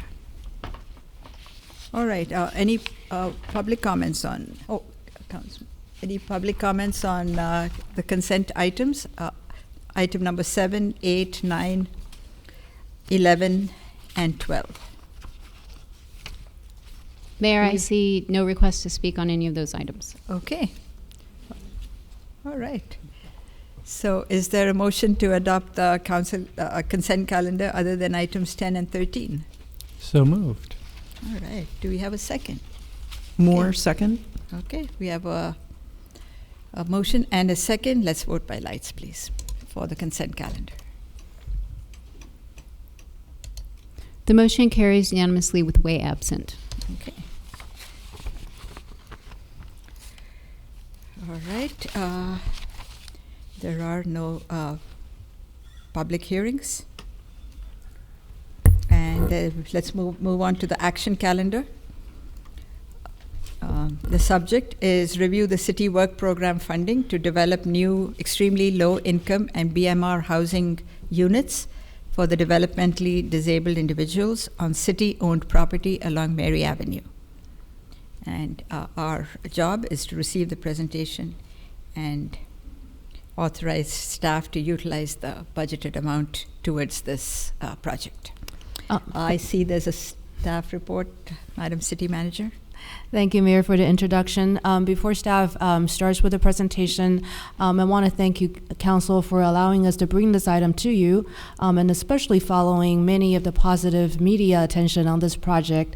Cupertino was able to proudly say that this is one of the kind of the project that if we ever get to the finish line, and we will really produce some of the needed ELI units.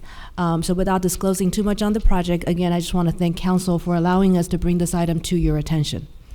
John or Luke, go for it. Thank you, Pamela. Good evening, Mayor, Vice Mayor, and Council, for giving me the opportunity to present this item.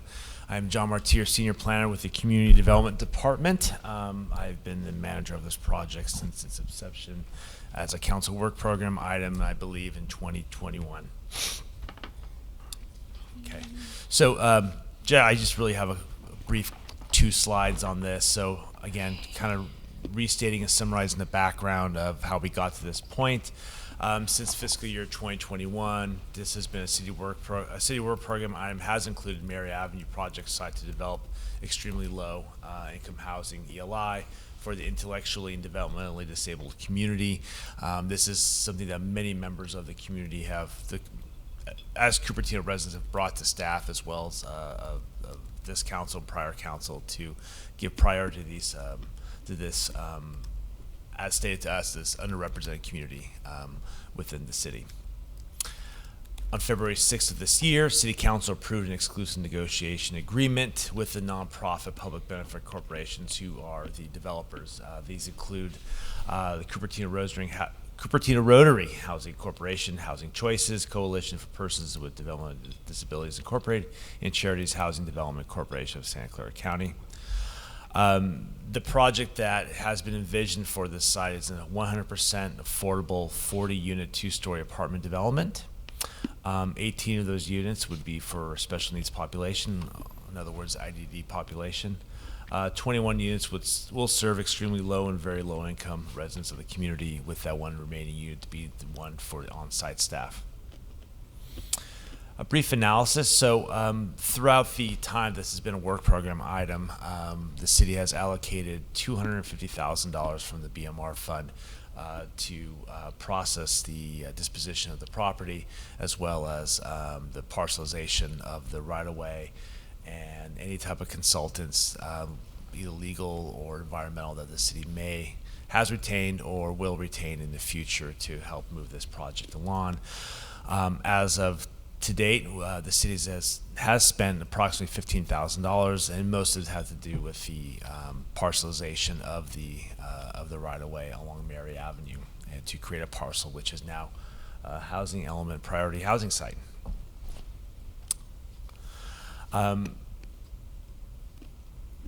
No additional fiscal impact would occur should the City Council direct the remaining appropriated funds to be utilized for entitlement review, as this has already been budgeted. Staff does recommend that City Council utilize the remaining allocated funding to cover staff and consultants' time for the cost of the project review. And again, this is the city's consultant, not the project applicant consultant's time. And should the City Council deny use of appropriated funds, the remaining amount would remain in the city's BMR Affordable Housing Fund for future uses. And that concludes my presentation.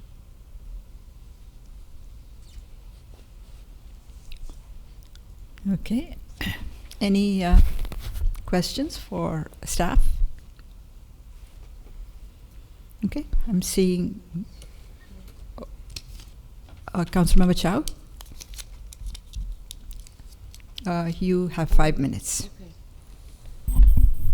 So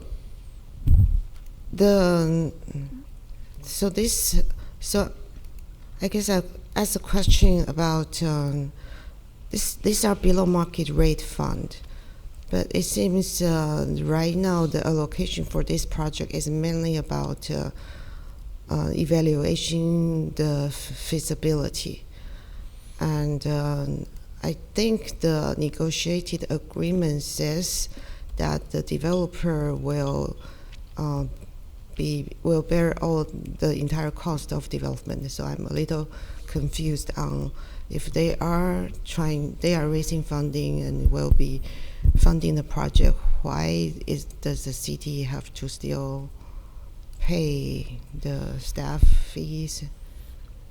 So you are correct in reading what the ENA states about the applicant will have to provide analyses, including tile reports and any type of environmental phase ones as an example, as well as a financial pro formas as part of the project. On the city's standpoint, we do hire consultants on our own to peer review these reports, and one of the things that we're awaiting, we have received performance from the applicant as part of the ENA, and so part of analyzing that pro forma would be the city using this funds to hire this consultant.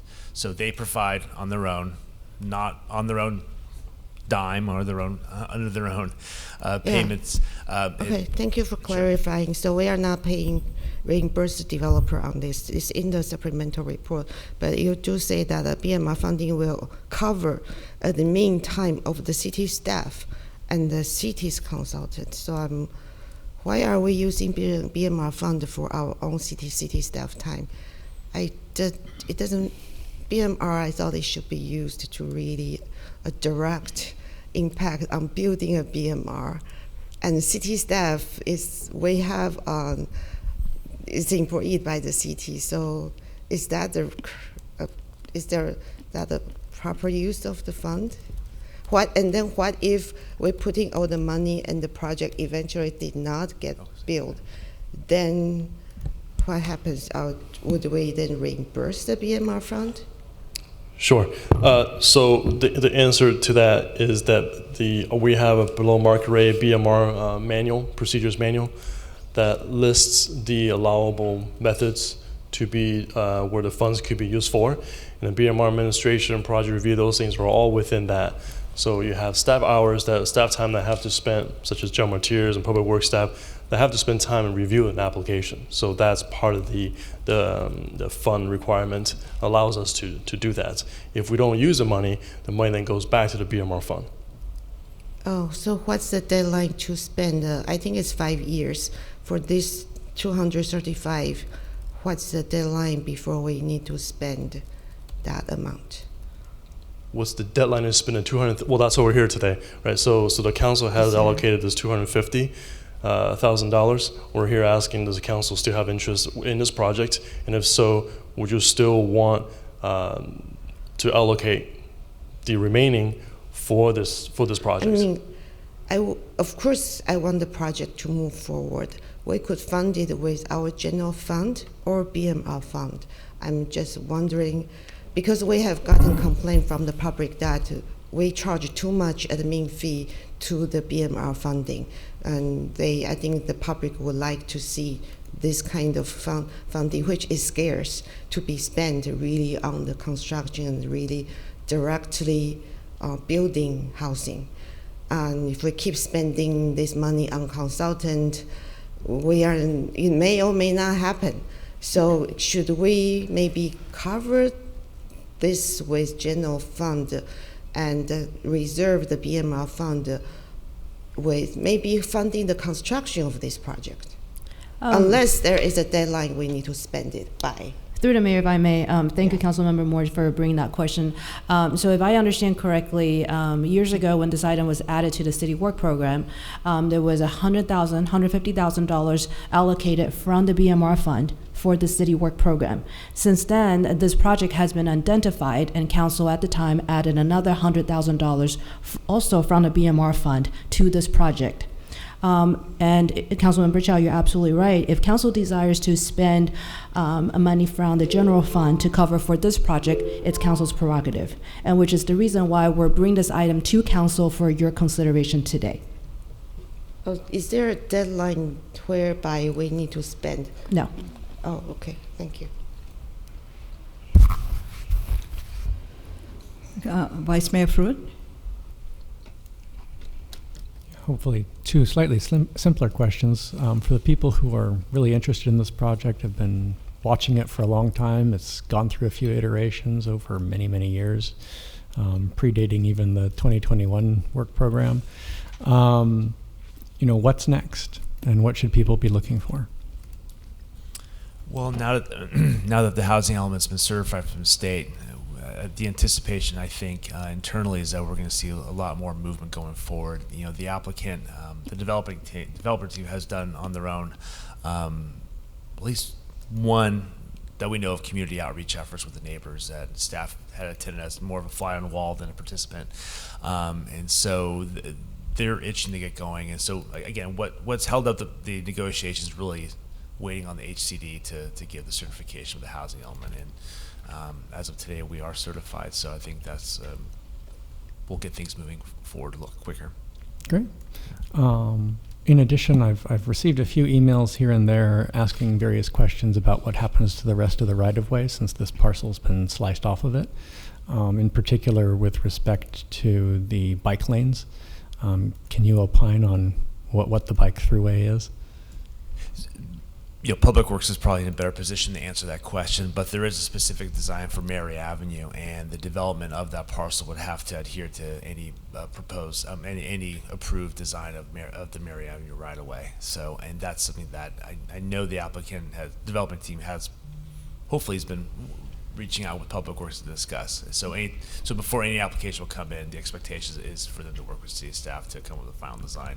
Yeah, and I do think it's a little bit premature to discuss design concerns right now. Sure. I mean, they're both not really on the agenda, and they're still incoherent in some cases. So, Got it. So, I mean, the question is whether to dedicate this BMR funding to the pre-development costs that we're discussing here. All right. Thank you. Councilmember Moore. So thank you for the report. So you did mention a phase 1 environmental site assessment, and I know that when we had talked about this site previously, I'd brought up the Mary Avenue Dog Park having high lead levels, which needed to be mitigated. And so I'm just kind of curious how the environmental part of this project is going to go through, and because I would expect to see some analysis because it is adjacent to that property. Correct. And And again, I see John looking my way because again, that is getting into project review issues, and we still are ahead of that at this point. Okay, but will the council be receiving these environmental documents at some point to review? Well, I don't think we know exactly what the environmental process is going to be or what the entitlement process will be at this point. So I think again, it's premature I can't really answer that question at this point. Okay, thank you.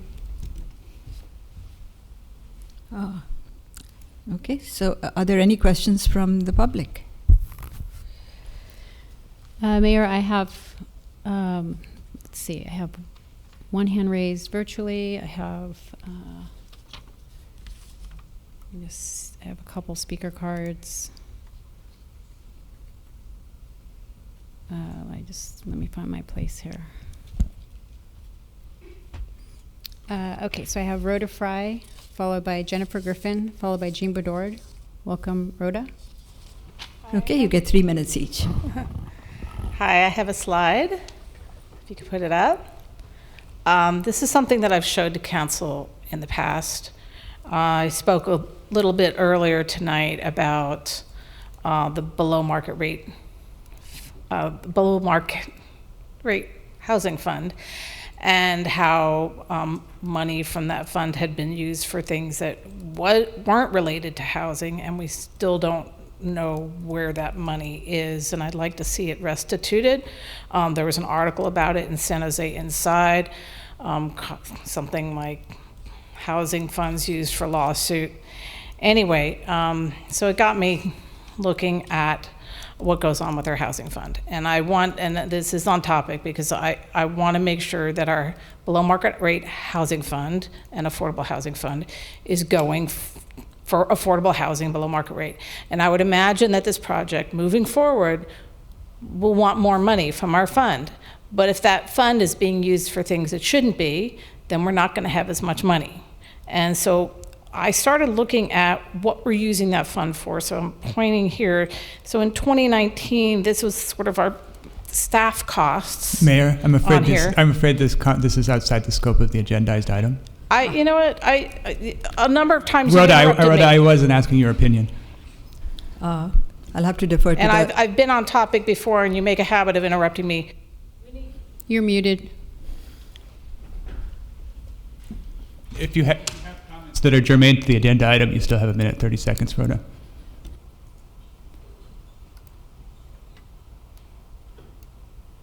Go ahead and finish your thought, if you'd like to. I have my minute and a half, and I'm supporting this project. I want to make sure that we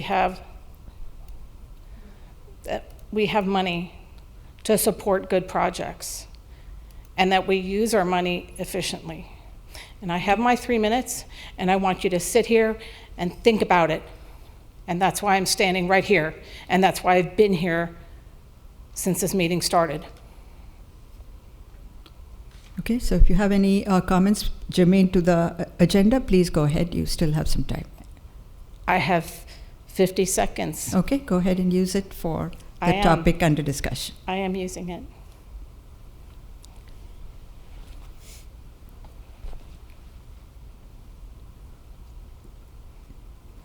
Kirsten, if you could call the next speaker, please. Yes, we have Jennifer Griffin, followed by Jean Bedord. Welcome, Jennifer. I have 20 seconds on my clock. Thank Could you, I Rhoda. ask a question? Hang on 1 second. Is it, Mr. City Attorney, were you saying something? No, I'm not. Yeah. Could I ask a question of the city attorney? Yeah, if it's germane to this agenda item, yes.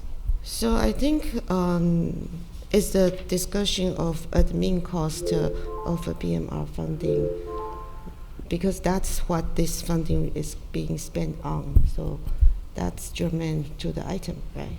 This is the question is whether to allocate funds for $235,000 from the BMR fund for this project.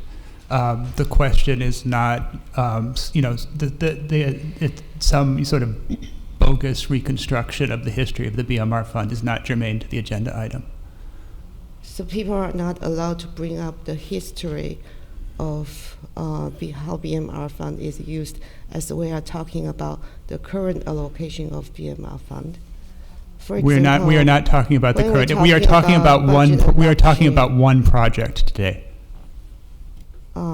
That's a very narrow interpretation. I think often when we talk about budget adoption, people will bring up historical staffing level, historical budget level. Those are often brought up by council or member of the public, and even in the staff report. We're talking about one project today. Okay, thank you for. Okay. Welcome, Jennifer. Sorry. Followed by Jean Bedore. Okay, I'm not exactly sure what I am allowed to say or not. Okay, first of all, I remember this project from probably 15 years ago when Rotary first brought it. It was a different project. I'm very supportive of it. I want to make sure that we have locations in this city for people who have accessibility issues. We don't have a lot of that. A lot of builders don't want to burden themselves with this type of housing. It's very expensive. You have to have elevators, you have to have lifts. For wheelchairs, you need to have ramps. So I think it's very important that Cupertino does this right.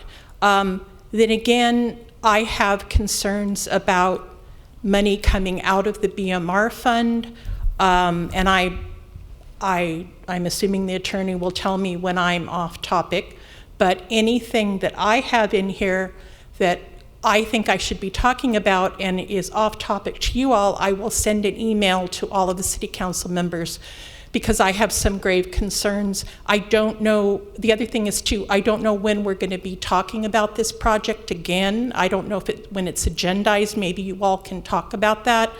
I have some concerns about the BMR fund. I'd like to know in the future whether these builder remedy projects have to provide money to the BMR fund. I have concerns about CEQA. And this was discussed 15 years ago. It is on record, and I was at those meetings. what the previous speaker mentioned is true. I have two concerns, and I'll defer to the attorney, but there was contamination at the dog park, and I'm concerned about the freeway next to it. These are people in fragile health. We don't want to do anything to burden them. I'm also concerned about how they're going to cross Mary Avenue. I don't know when we're going to talk about this. I'm confused as to I'm not even sure when we can talk about this, but how do those poor souls get across Mary Avenue in a wheelchair there? I'm in a quandary here because we want to have this type of housing. There's a new bill that just passed the state that says we have to put ELI housing into our next housing element. We want to make sure we have room for these people.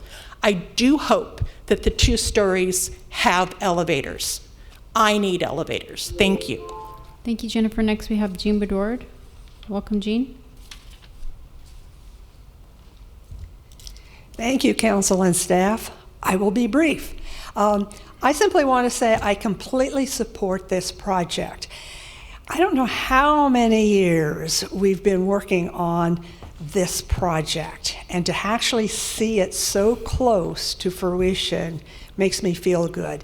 This is a population which has been neglected. You know, we have low income, we have moderate income, but these are extremely low income folks. And you know, they're adults and they're trying to move out of their parents' house so they can be independent. We don't have anything for them. And so this meets a very big need in our community. Please, please, let's move this along and unanimously approve the funding. Thank you, Jean. Mayor, no additional speakers for this item. Okay. Oh, I apologize. There are 2 people requesting to speak virtually. Peggy Griffin and Sandana Siva. Welcome, Peggy. Good evening, council and staff. I am in complete support of this project. As people have said, there are far few, if no projects like this. And I realize that we're using undesirable public land and BMR funds in a location that has high noise. The adjacent land was polluted, contaminated, and this is a fragile population. Many people are noise sensitive, also sensitive to irritants. So I hope that when this project comes through that you pay close attention to CEQA, that it actually gets analyzed. A question that I would like you to address is, if you're using BMR funds for this project, how much would be left in the fund? And what about the existing BMR units that you are about to lose? If this money is taken out of BMR, will we lose those other units? Thank you. Thank you, Peggy. And our final speaker is Sandana Siva. Welcome, Sandana. Hi, Mayor Mohan and City Council. I'm not intellectually disabled, but I grew up as like a neurodivergent person, like in the Cupertino school district, and it was not always the most inclusive space. So I 100% support this project, especially since it helps target with very low income people. I was also wondering how other people said before, how it's going to accommodate needs for accessibility. And one other question I was meaning to ask is about the amount of outdoor spaces that's allocated in this Mary Avenue project, because I'm a person who loves native plants and everything, and I feel like having those spaces can really help with like sensory issues and like stimming, for like when there's a lot of like overwhelm and stress. And I think that that's very important. And like I was just wondering how like the design and like the landscaping is going to be inclusive of that. Thank you. Thank you, Mayor. That does conclude our request to speak for this item. Okay, that's the end of the public comments, and thank you to everyone who participated in the discussing this issue. Let's bring it back to council and for a motion, and then we can deliberate further if we need to. Is there a motion, Vice Mayor Fruin? Yeah, I'll move the staff recommendation. Okay. Is there a second? Second. Okay, so we have a motion and a second from Councilmember Chow. So let's vote. Councilmember Moore, you had a comment? I actually do have a quick question, and perhaps it could be provided in a supplemental memo to the council with regards to how much public assistance somebody that is developmentally disabled actually receives. My concern was that if you're looking at like a $30,000 to $50,000 range, that they're not even in that range. So I was wondering if we could hear some more information about that, or have it provided in a memo, because I'd like to. I thought it was actually less than $1,000 a month, so I would want to hear that. Okay. I'm getting some nods, so I think I have the numbers right. Okay. But a memo would be helpful so that we know a little bit more about that. I really appreciate Janet Van Zorn for helping us a few years ago to tour various sites throughout Cupertino and into Saratoga. It was very informative. Thank you. Great. Thank you very much. And Councilmember Chow, your light is still on, or is that from the previous discussion? Comment and a couple of questions. So I'd like to thank the developer sincerely for their commitment for fully funding the project. I really, truly appreciate, and they proactively hosted a community meeting on July 23rd to share some project info. Yes, the community who attended have some concerns. I trust and wish that the developer and the staff will work with the neighbors to address their concerns, especially things they have been being pretty proactively reaching out. So question one, could the info that's shared at the community meeting be shared with the council and the public?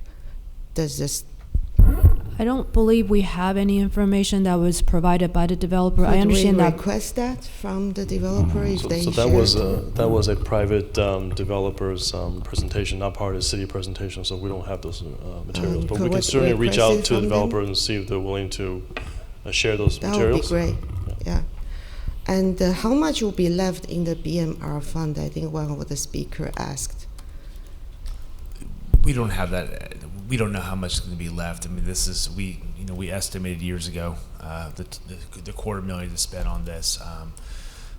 So really, until an application comes in, we won't know. We won't be able to estimate further if we need. I mean, do we know our current balance of the BMR fund? We don't.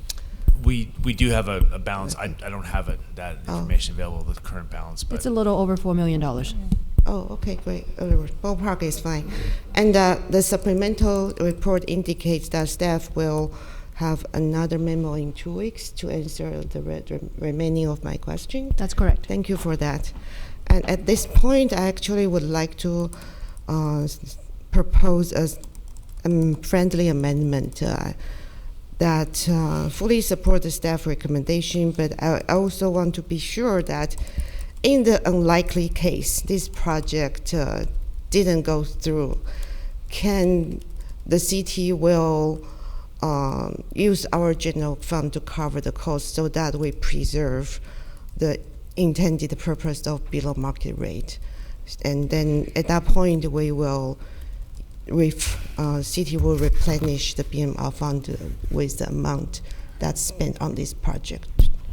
So I think that might be problematic from a legal perspective because it would be committing a future council and a future fiscal year to make an appropriation. So that cannot be part of the direction from. I think legally it's problematic because it's committing a future council to a future expenditure.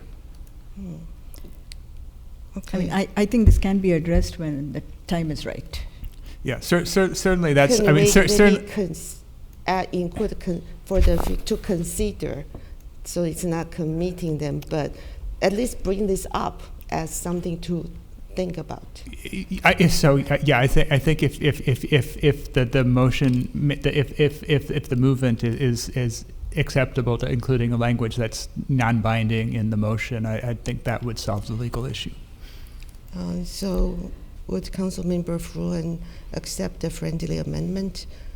Well, again, we need precise language, so it sounds like what we're asking for. In the unlikely case that the project did not go through, we would like to consider replenish the below market rate funding that was spent on this project with general fund.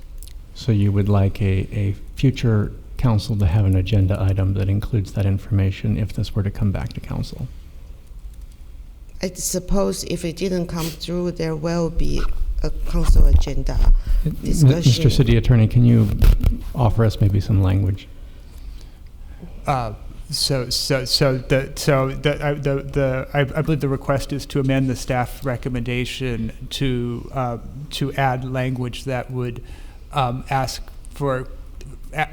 the city council to consider at such time that this project may not move forward, using general fund revenues to reimburse the BMR funds that are being appropriated today.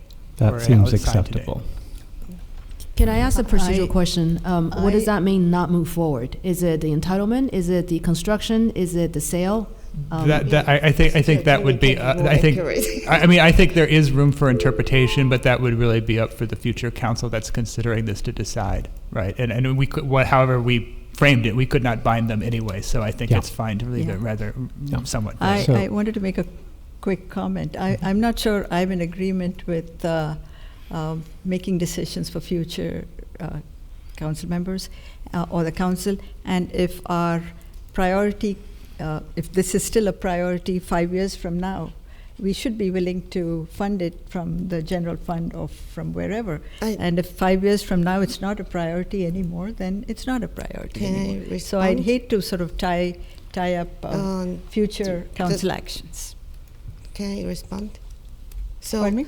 Can I respond? Yes, please. So the language, I think, as the city attorney stated, it's more like a reminder that at the time consider this, and it doesn't tie them at all. They can choose not to consider. Fine. Okay, then why even include it? To remind them that. Okay. To consider that. If because you think, I really don't. If this project, I want to keep more funding for below market rate in case a future project who needs funding, then. We have more in there. $250,000 is significant. No, I understand, but it's really in this pocket or in another pocket. And if it's still a priority with the council, we should be able to, or they should be able to move funds around. If I may, in the interest of advancing both the discussion and a vote, I'm going to go ahead at this point and decline the amendment. I thank you, Mr. City Attorney, for giving us language on the fly, and I'd ask the mayor to call the vote. Okay. So the original motion stays, and we have a second. So let's go ahead and vote with lights, please. The motion carries unanimously with Way absent. Great. Thank you. Okay, so let's come back to the two consent items that were pulled. Item number 10 Do you want to start, Councilmember Moore, since you felt the need to pull this?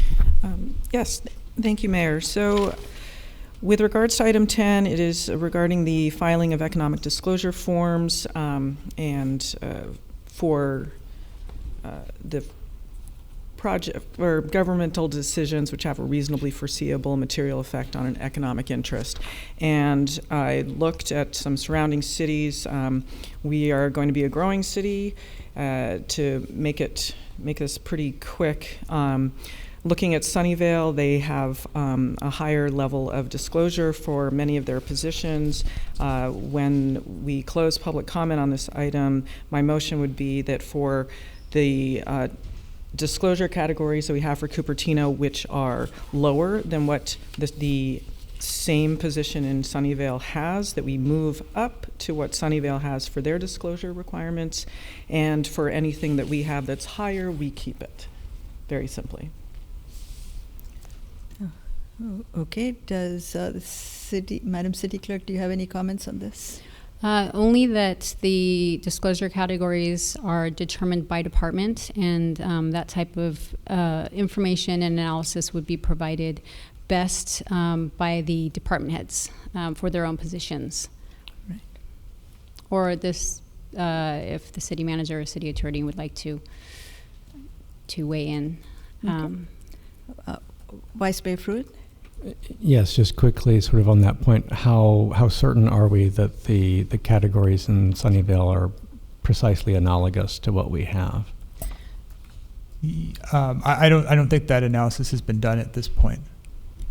I can add in general, so we have the codes organized by 6 disclosure categories, 3 of which are full disclosure, which is what Councilmember Moore is referencing for Sunnyvale, and 3 exclude real property schedule. So they are missing 1 disclosure category, 1 reportable category. Councilmember Moore. Okay, so I tried to make this quick, but I think I might need to go up to the overhead projector. And this might be something that we want to bring back and have further discussion for, but I'm going to go to the overhead and let you take a look.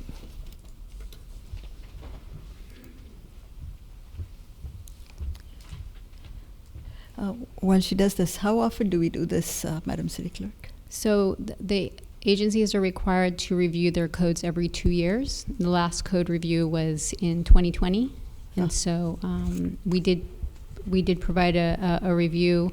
We did conduct a review and determine that an amendment is necessary based on the changes of various positions in the last 2 years, and a slight change in the restructuring of certain divisions based on additional positions. Oh, okay.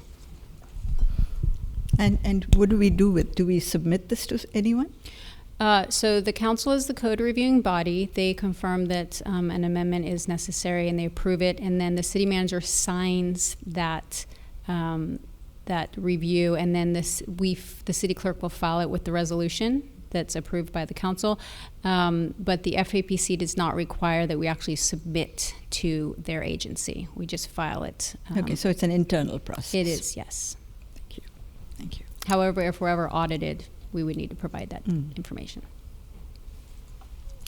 Okay, so what you're looking at right here is our Appendix A for the city of Cupertino, and we have levels going from 1 down to 5, looking at that particular department, which is administrative services.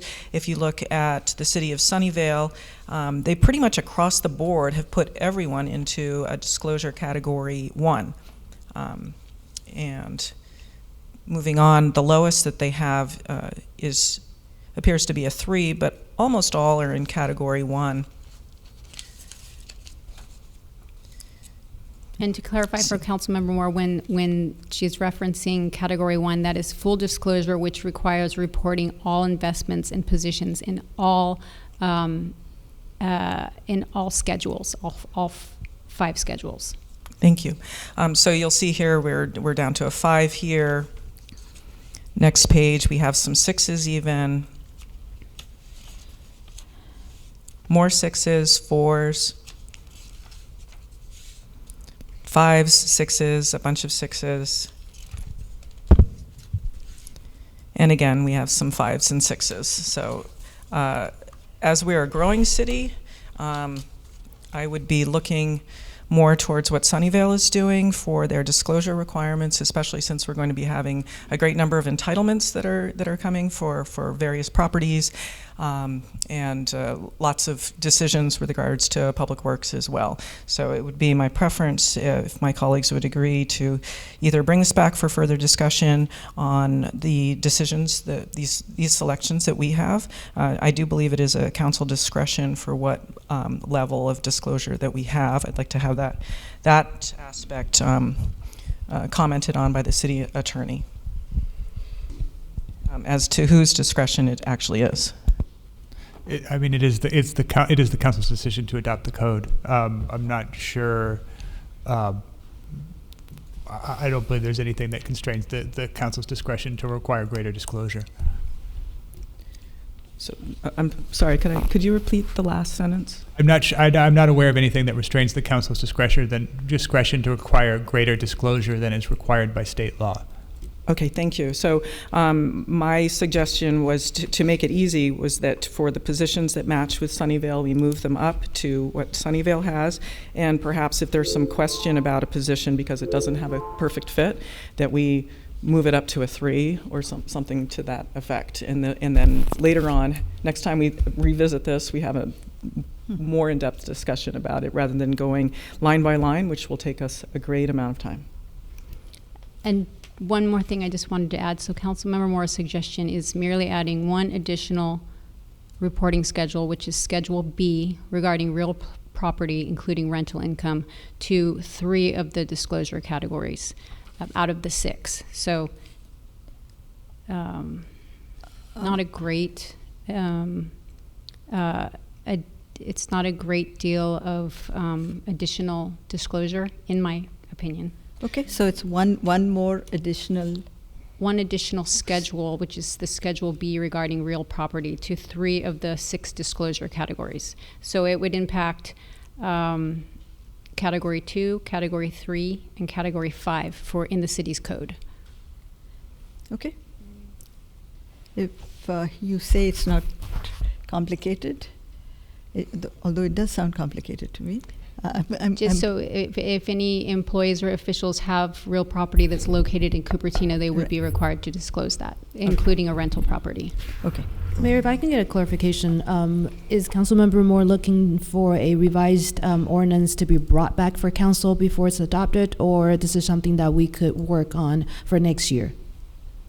I was hoping to have these additions in the motion, so the changes would happen within the motion, and that to not prolong the agenda item. Thank you for the clarification. Okay, so the motion is to make these slight modifications in the conflict of interest code. I believe it would be to amend the assigned disclosure categories for schedule Category 2, 3, and 5 to add a requirement of disclosure for Schedule B regarding real property. Okay. Okay, so Vice Mayor Fruin, you had a comment. Yeah, I just wanted to ask the city manager if she anticipates any staff retention or recruitment issues associated with this change.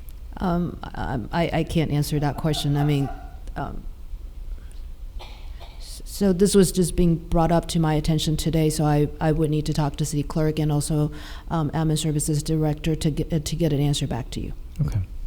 Okay, and Councilmember Chow. Hi. So city clerk thinks that the requested change isn't easy, that we can integrate that into the motion today, right? So the request change is easy to be integrated into the document today. Well, I tend to agree with the city manager that perhaps the department heads should be consulted because they are the ones that usually determine the disclosure categories for their own people. I guess I wouldn't categorize it as an easy decision. We're learning this as we speak right now, so I would, if it's possible, like some time to consult with the exec team to understand the greater good implication. We're slightly different from Sunnyvale. Our organizational setup and whatnot is not the same as Sunnyvale. So without understanding the full disclosure, I hate to make that commitment. Can we just bring it back to council in 6 months from now? So the requirement to file a biennial review is October 1, I believe. So I could, if council wishes to continue it until the next meeting, I could present it an amended version. Okay. That works. That sounds great. There is some staff impact. Do we still need to second the motion and vote, or it's okay to just continue? So I guess I'm not entirely clear on the direction from council. So if that's the case, then it might be helpful to have. Well, I mean, I think first we should take public comment, and that then perhaps a motion would be helpful to provide clear direction. Yeah, go ahead, Vice Mayor. Yeah, if I might offer, maybe it would be helpful after public comment to just take a 5-minute break to construct the motion so it's clear for everyone. All right. Are there any public comments? Yeah, so I see 2 potential requests to speak in community hall and 3 hands raised virtually. Okay. So we have Rhoda Fry followed by Jennifer Griffin. Welcome, Rhoda. 3 minutes per speaker, please.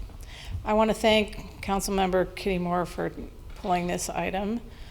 Obviously has quite a bit of discussion around it.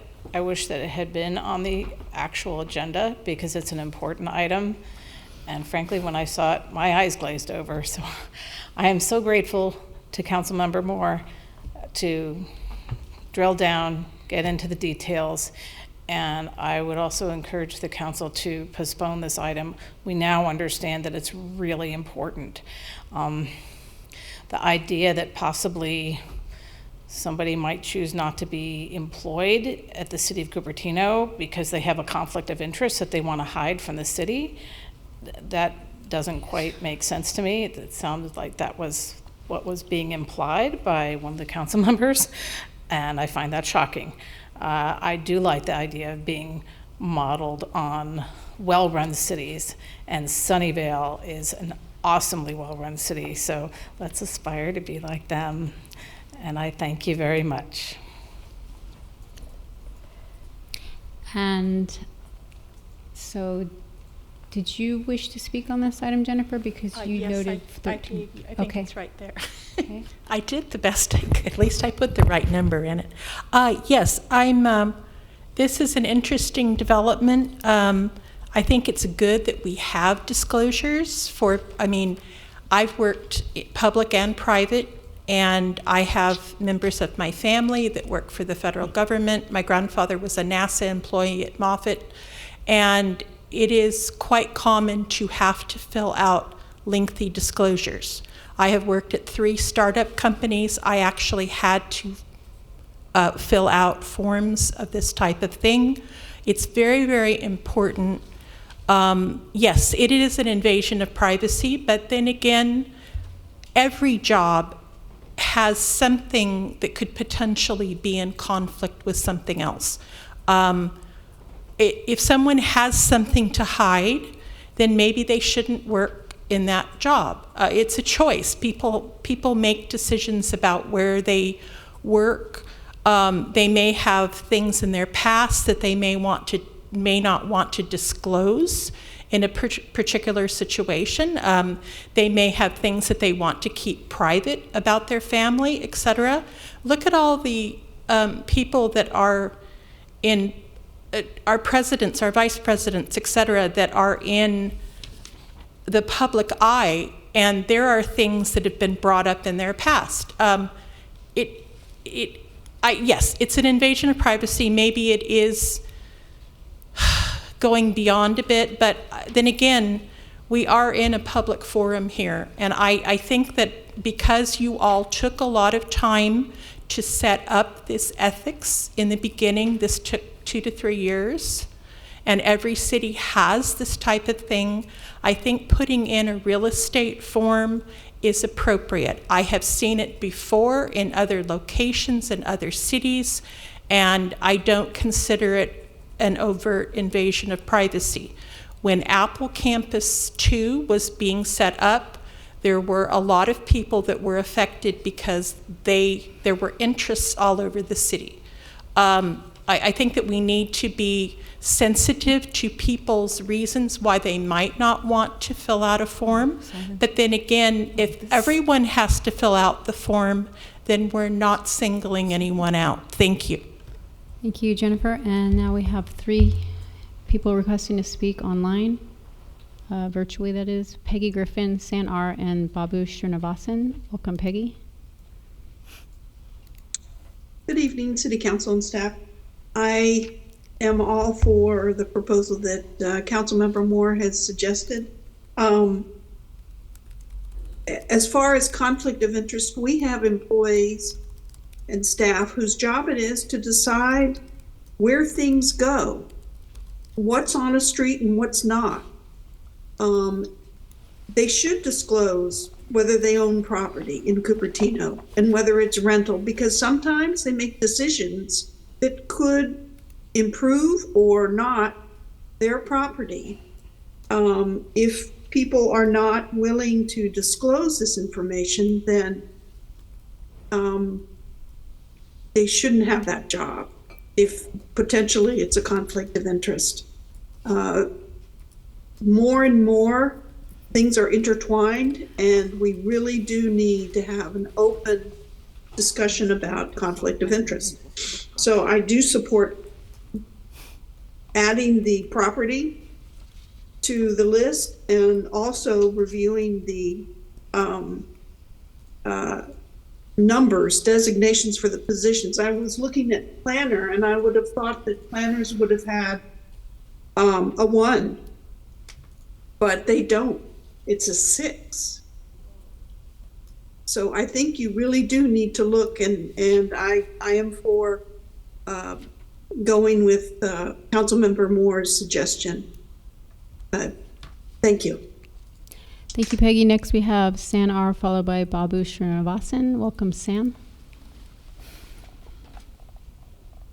In Council, I would be supportive of this change. I think that we have growth that is happening in the city that is unprecedented, and it would be useful to make sure that conflict of interest is clearly declared, and residents are able to see which residents that are running for elected office are potentially conflicted or maybe in future. And so I think this is transparency that the residents of Cupertino deserve to know about. If you've got 5 candidates running for elected office, which one of them are working free of conflict and which one of them might have partial or other conflicts because of property interests in the area that they're going to be representing in elected office. So certainly would support that, and I hope we can make the change in a timeline that actually requires the disclosure for this cycle, but that might be optimistic. So that's all I have. Thank you.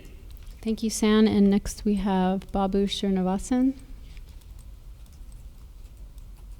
I have faith in all the city council members that they want to be transparent and they hold ethics. And it's just a disclosure. It is not to disqualify anybody on any grounds. That is what I understand. You can even have a class.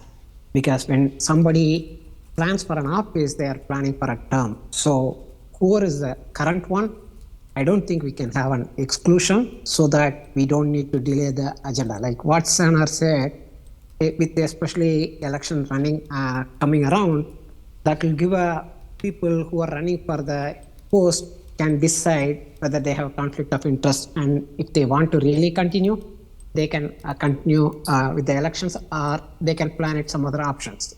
So it's a right time. I think delaying is going to mix things up and muddle with the other plans. So I think in the best interest of all the people who are working in the city council and the interest of the city people, I think it's the right time, and we have enough time to get this agenda and make all the adjustments, like any wordings as per legal, so that whoever is in the current, they should not be impacted, because when they signed up to take this job, this class was not there. So they should be free to exempt from that. But at least make it before this election, and it gives very what do you call, like trust in everybody, right? We don't want to be beating around the bush. Each and every item, any agenda, people should be free to talk about it. It's a collective decision, and it's a every coin has got two sides. We have to listen to everybody. It's not like whether you are what you expect is getting accepted or not. That is immaterial.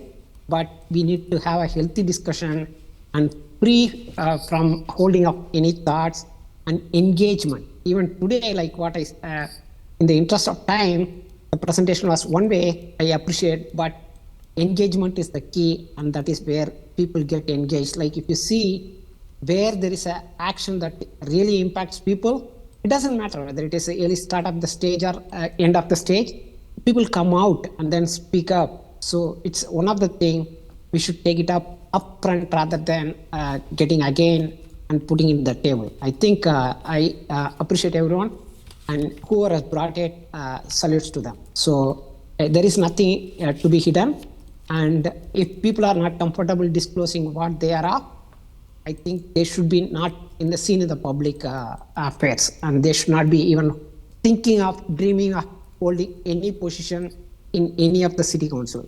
Forget about comparing Sunnyvale or whichever it is. For our Cupertino standards, we need to look at ourselves and improve our standards. Thank you. Thank you, Babu. And our final requester is Tessa Parrish. Welcome, Tessa. Even thinking of. Hi there.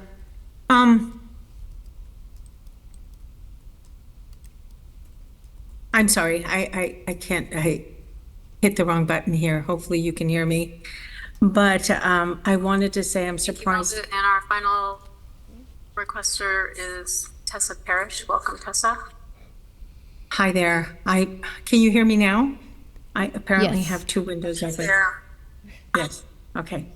So I'm surprised that this wasn't or hasn't been a requirement as seen. Thank you, Kitty, by the way, Councilmember Kitty, for bringing this up, and the comparison to Sunnyvale. And though we are different than Sunnyvale, there's a reason for that. And I can't think of a good reason why a staff member would not want to disclose if they had a conflict, or if they had real estate that could, mostly if they're related or have anything to do with the direction in which our real estate, for the city's real estate policies and ordinances are going. So I strongly urge you to consider passing this as a state council member has suggested. Thank you. Thank you. And Mayor, no additional requests to speak on this item. Okay. All right. So let's bring it back to council for a motion, hopefully. To Councilmember Moore, did you want to? Vice Mayor Fruin, go first. Yes, I just wanted to clarify for the sake of the public that the question before us is about disclosure categories for staff. Council members and candidates are already subject to the highest disclosure category, so that's not really what's under consideration today. May I? Sorry, I didn't mean to interrupt. I just wanted to offer sort of a further clarification, really about what's being discussed. The real focus of these changes would be on relatively limited changes in disclosure requirement for non-management staff. The levels of like management analyst and recreation manager, for example. Non-management staff, such as as those that work at planners, would have real property disclosures under the current schedule as well. So one thing to consider is one option to throw out is rather than trying to rewrite all these categories on the fly and given that we do have a compliance deadline coming up, is I think would be to adopt the current schedule, which I'm comfortable complies with state law, and then with some direction to do a more holistic review in the relatively near future. I understand the concern, and I'm somewhat reluctant to insert myself in the debate, but I'm trying to find a path forward that addresses the concern without trying to sort of do this analysis on the fly, because certainly there are jurisdictions, Sunnyvale is one example. There are other jurisdictions where, that looks more similar to our schedule, and I certainly have not dug into it enough to know the pros and cons of the different approaches, and I'm not sure that the clerk's office has either at this point. Is there a date by which you think it could be brought back for that purpose? I will defer to Kirsten on that, because she is the person primarily responsible for this. So my preference would be to come back with a revised version for the September 7th meeting in order to meet the deadline requirement by the FEPC for agencies. Can you correct which date you meant to reference? You said September 7th. Yes, September 17th. Okay. Yes. So that's the next one. Yes, the next meeting. I mean, Kirsten, we can talk offline, but that's putting your staff report to me tomorrow. Yes. Well, I don't see any other way if we're to meet the deadline. Well, correct me if I'm wrong, Mr. City Attorney, but I think what you were suggesting was that in order to meet the compliance deadline, we would adopt today, and that we would direct you to come back to us at some point in the very near future with a more fulsome analysis so that we can update the schedule without doing it in a rushed fashion. Yes, that would, I think, meet the compliance deadline, and I think attempt to address the concerns that have been raised here without asking Kirsten to have a staff report by tomorrow. Tomorrow, yes. So I guess then I'll reiterate my question, which is at what date would it be less cumbersome for it to come back to you but still reflect the level of urgency that the council seems to be expressing? If I can chime in, I would anticipate this to be somewhere in late November. Okay. Kirsten's being modest, but the amount of information and work that the clerk's office has been doing for the campaign candidates related has really spiked up. And I don't see the activities subsiding for the next several months. So I would anticipate this to come back with the urgency, maybe second meeting in November.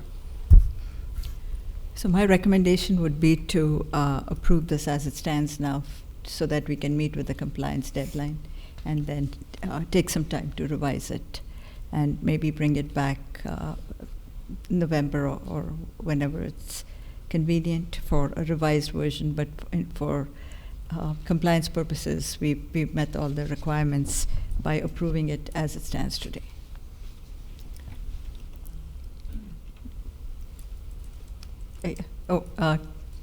Councilmember Moore. Yes, thank you. So there are a few that I think that should be moved within the motion if you're trying to make this change now and then have it come back, in that the positions that I suggest we move from lower categories up to a 1. By comparison, looking at our neighbor there, our economic development manager is at a 6. I suggest we move it to a 1 on par with Sunnyvale. In the planning department, we have the associate planner, and this is a little confusing, senior housing coordinator, assistant planner, management analyst, and permit technician. These are the 5 positions which are at a 6. I would move those to a 1. Building officials, there are 4 that are at a 4. Building official, deputy, senior, and a building inspector, along with a permit technician. and the plan check engineer, I would move the whole building set up to a 1 as well. May I make a clarification? Yes. Mayor, also, so just to clarify, Category 4 and 6 are the same as Category 1 for the City of Cupertino's schedule. They're all full disclosure. There's disclosure for all 5 categories, all 5 schedules. There are different sources. I'm sorry, Kirsten. They're different sources of income that they're required to report, but I mean they're all required to report real property interests. Then okay, so then moving it to a 1 is not a significant thing. And by the way, for members of the public, everyone sitting up here is a 1. Well, it would, yeah. I mean, yes, of course, yes. That's correct. I mean, I think the area where I would see it having it might have an impact is if there's somebody that's really not in a senior position that has a business interest that's not related to the City of Cupertino in any way, you could certainly take the position that that's what's the harm in disclosing that. But we've had people, not employees, but certainly that have come and sort of pushed back at the requirement to disclose because people have privacy concerns, and so it personally wouldn't bother me to disclose that sort of information in that situation. But I'm sure there are people out there that would be that would be concerned about it, and so the issue is. It's really a trade-off between somebody that's at a relatively low level that has, some business interest that's really not related to the city, and whether that's going to be disclosed. And that's very hypothetical. I don't know the risk, but I'm just trying to sort of explain why they're different categories. The way that they're set up now. I appreciate that, and I do see that Sunnyvale they simplified it. They just went with 3 categories, and we have the 6. I think this could probably be streamlined for us, make it simplify it, and increase the disclosure requirements. We don't want to be having people making decisions where they're going to be benefiting from it and not showing that there's a conflict of interest and recusing from those decisions. So that. I still would prefer that we go with moving those positions, economic development, planning and building, putting them all at the 1 category, the ones that are not there right now, and then come back in November and have a full discussion about the categories that we have. I don't think in the past 4 years we've had any discussion about this and what our policy really is. At all. I don't know that we've had a policy discussion about it, and I think it would be good for the public to know what we all think about this, and for staff to come back and say give reasons for why a more robust disclosure policy is not warranted. Vice Mayor.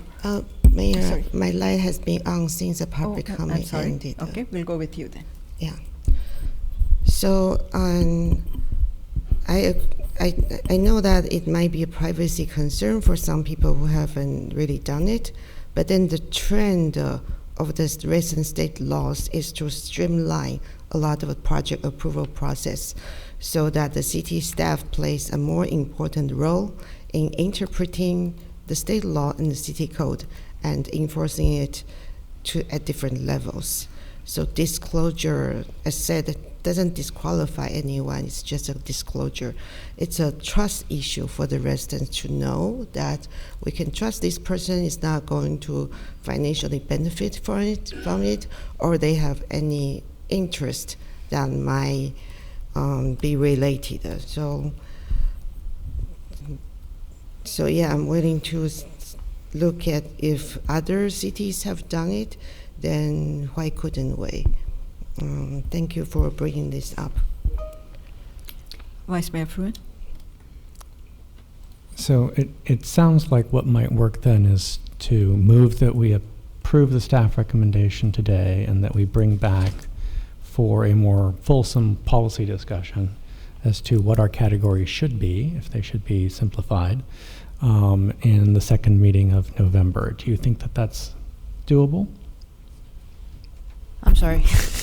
Can you repeat that? Yeah, that we would adopt today and that we would bring back for a more fulsome policy discussion how we might streamline our categories, if that's warranted, and what the impacts would be in the second regular council meeting of November. That would more than doable. Okay, then so moved. Okay, I will second that.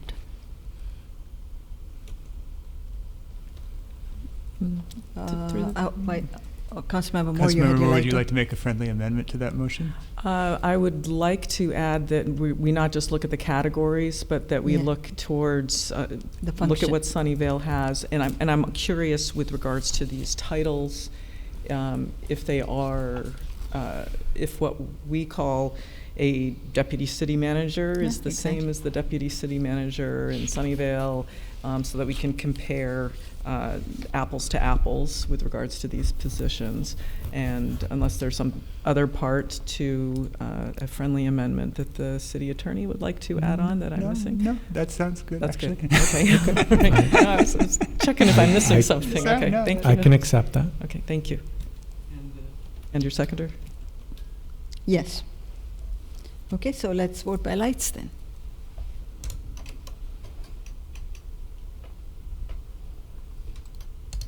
The motion as amended carries unanimously with Way absent. Okay. Mayor, can I ask for another 5-minute recess before we get to the next item? Okay. Thank you. Reluctantly.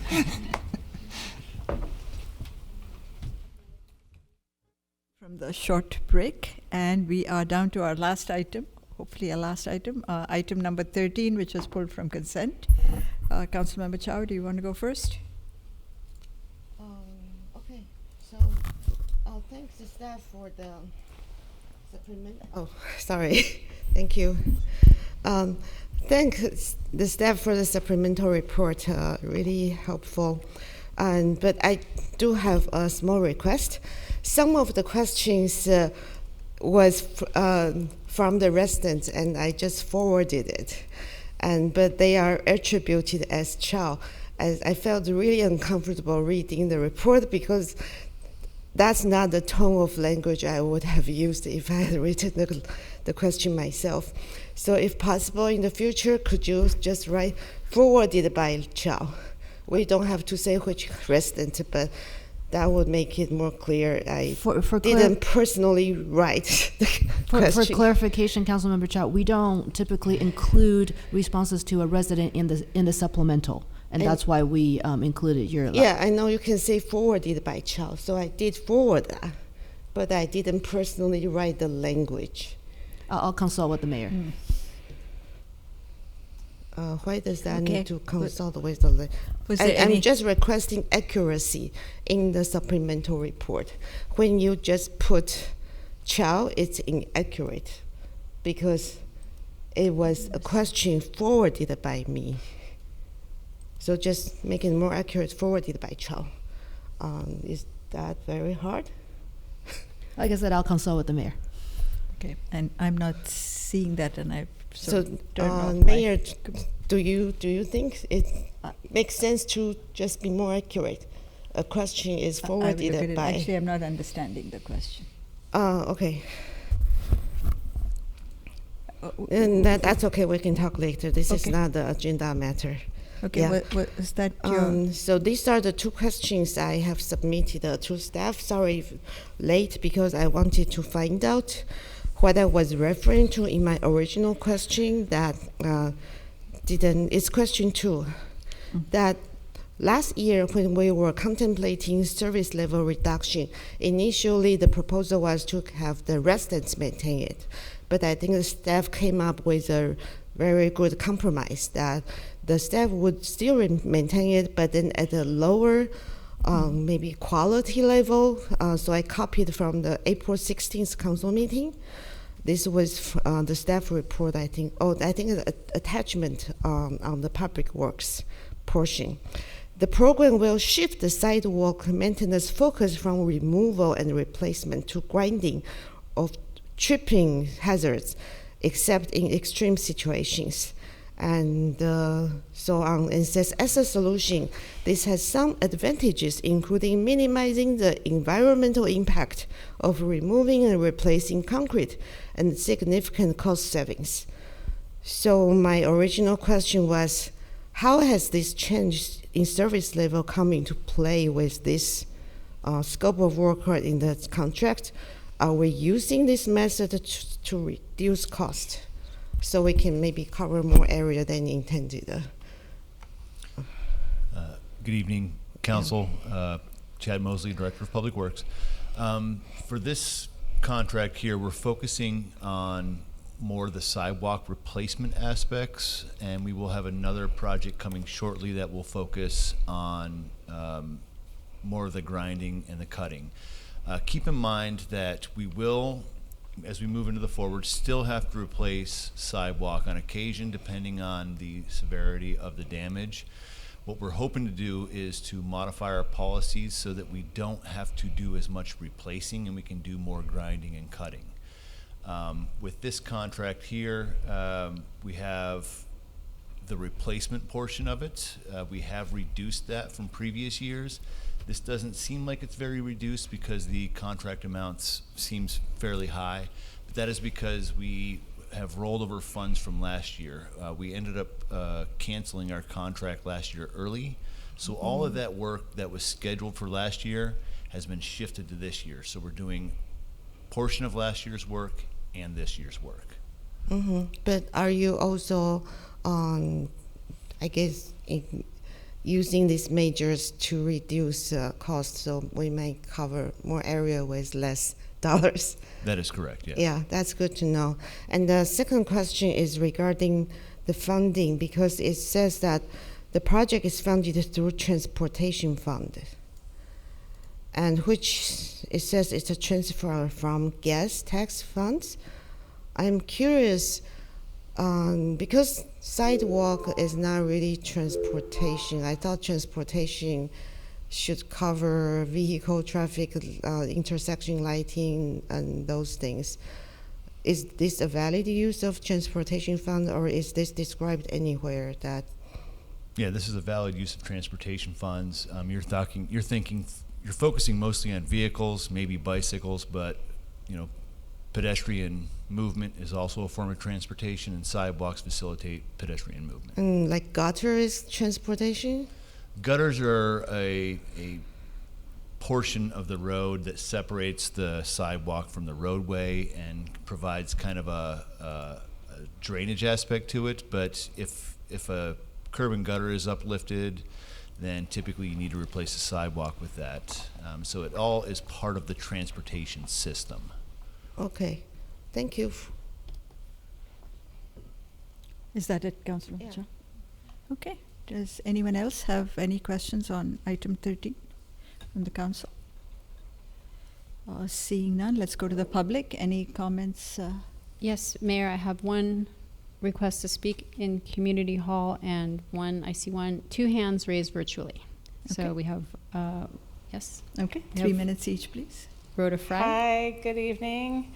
And I'm hoping I get to speak straight through this time, because if I get interrupted, I get tongue-tied and then I lose track of what I want to say. So these days when I'm looking at numbers, I kind of think about them in like sales tax dollars. So we're projected to get somewhere between $9 and $11 million in sales tax revenue over the years. Of course, we have other sources of revenue, hotel tax, which is actually going down, and these transportation funds and a whole bunch of other things. So anyway, I'm thinking, okay, is this bigger than a bread box or smaller than a bread box? And we're looking at $1.5 million. It's like, oh my gosh, that's like 15% of our sales tax revenue. So it's like, wow, that's a lot of money. However, I was very lucky to have had the opportunity to speak with Chad out in the hallway today, so it's really great to have staff here that you can grab them during council meetings and to kind of drill down into the details. So, and I think we were on the same page as far as what's going to be happening as we move forward. We're residents and city council, we are looking at the dollars and we want to know how they're being spent. And having really understood the details, this project does make a lot of sense. And however, at this point, at this juncture where we are with our financial situation, or unknown well, actually we kind of know it's not good, that we need to drill down a little bit. So this is work that needs to be done. It's for public safety. I'm a supporter of public safety, and I think we should do it. And I'm really glad to hear that some of the work is being divided up, so that we're going to have some other people with different skill sets to work on the grinding, and also further moving forward on some of the staff reports. Hopefully, we can get just a little bit more detail. I tried to click on the link to the documents, and then it said log on, and I'm like, I don't have a log on, I don't know how to do it. So if we can get some explanation on how to log on, if we want to drill down and read these documents, that'll be possible. And I think just a tiny little bit more information would make us a little less worried about these projects. But I got it all explained, so I want you all to know that I'm a happy camper. And I think our Public Works Department is awesome. Thank you.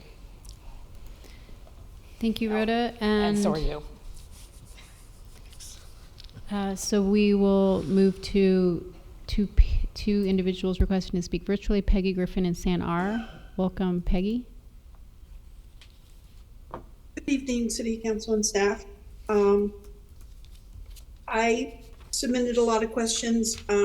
And I agree with what Rhoda Fry had said. I think a little more detail would have been helpful in the beginning. The link in the staff report, it takes me, and also the link in the supplemental report, takes me to a chart of a list of projects. And instead of taking me directly to the material for this project, and I tried locating it in this matrix of projects, and I was not given enough information to locate it. So I really never did. So I would suggest that in a future staff report, that if you're providing a link, ideally it would be an attachment, but if you're providing a link, that it take you directly to the material for that project. That would be very helpful and save everybody some time. The other question I had was, what are the requirements for the ADA? I added up all the ramps. I see a lot of ramps, perfectly good ramps being replaced with yellow dots. And I totaled up all the ramp work, and it came up to $231,240. That's just looking for the word ramp. I would like to know, what are the requirements for, is there a timeline that we need to meet as a city for yellow dots? And if not, can it be stretched out? This is almost $250,000. And we're looking at numbers. I would appreciate an answer if possible. Thank you. Thank you, Peggy. Next we have San R. Welcome, San. Good evening, Council. I wish to diverge from some of the feedback you've heard here today. I think Council members need to use their judgment on what items to pull from consent calendar. I know it is a 4-member body on dais, and it is a tie at 2 and 2, but it is important that Council members major in major things and not major in minor things. And we're looking for you to do big policy changes. And I wish you would have spent the same effort in agendizing the Tianza Boulevard lane reductions. I'm disappointed, frankly, in Councilmember Chow spending all this time micromanaging the efficient work of Chad Mosley. Chad has been a tenured long-term employee, and we have to trust his judgment on minor things. It's a $1.6 million spend. Frankly, this is critical infrastructure for residents. I have seen the staff perform gutter and curb replacements, and these are very much needed. And we are not qualified as residents to be second guessing what Chad Mosley and his team are doing. So let's please, as council members, use judgment. Residents may forward questions, but your value add on the dais is to decide which ones you decide to pull and which ones you don't. Residents are watching this council meeting and others closely, and elections are around the corner, and we do not want council members coming across as obstructionist as well as their supporters. So please use your judgment on what you pull. Thank you. Thank you, San. Mayor, no additional requests to speak on this item. Okay. All right, let's bring it back to the council and hopefully get a vote on item number 13. Yeah, Councilmember Moore? I move the recommended action. Okay. Second. Okay, we have Councilmember Chow, you had a comment? Yeah. Quick comment, please. So let me share my screen. So I'd like to thank the staff in the supplemental report. This price breakdown was provided, and also that the location of these projects are provided because they were not provided in the original staff, the original agenda packet. I would appreciate that, and also the bid. I think in the past, Public Works staff report usually would include more detail. So I would appreciate if in the future we can just have more information. That would be really helpful. And for the record, that supplemental report, I really didn't feel comfortable. The language was, this contract is incomplete. That wasn't my word. I wouldn't have made the statement that I'm not qualified to make that statement. So just want to clarify that. And thank you for the good work. Yeah. Okay, we have a motion, we have a second. I think it's time to vote. Let's vote by lights, please. The motion carries unanimously with Way absent. Right.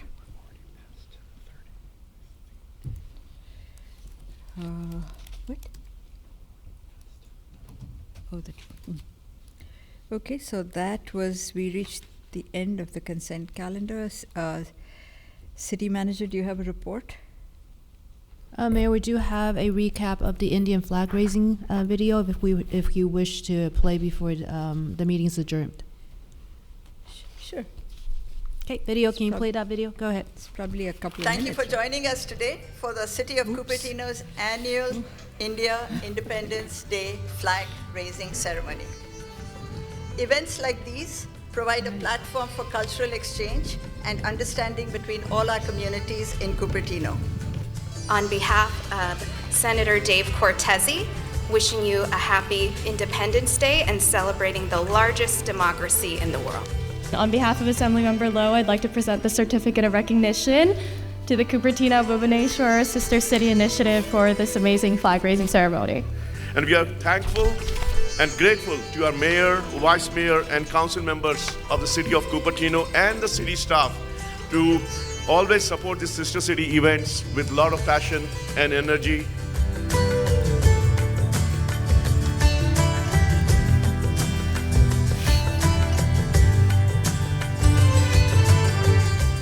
Our ability to come together today to celebrate India's independence is a testament to the positive impact that the Indian American community has had.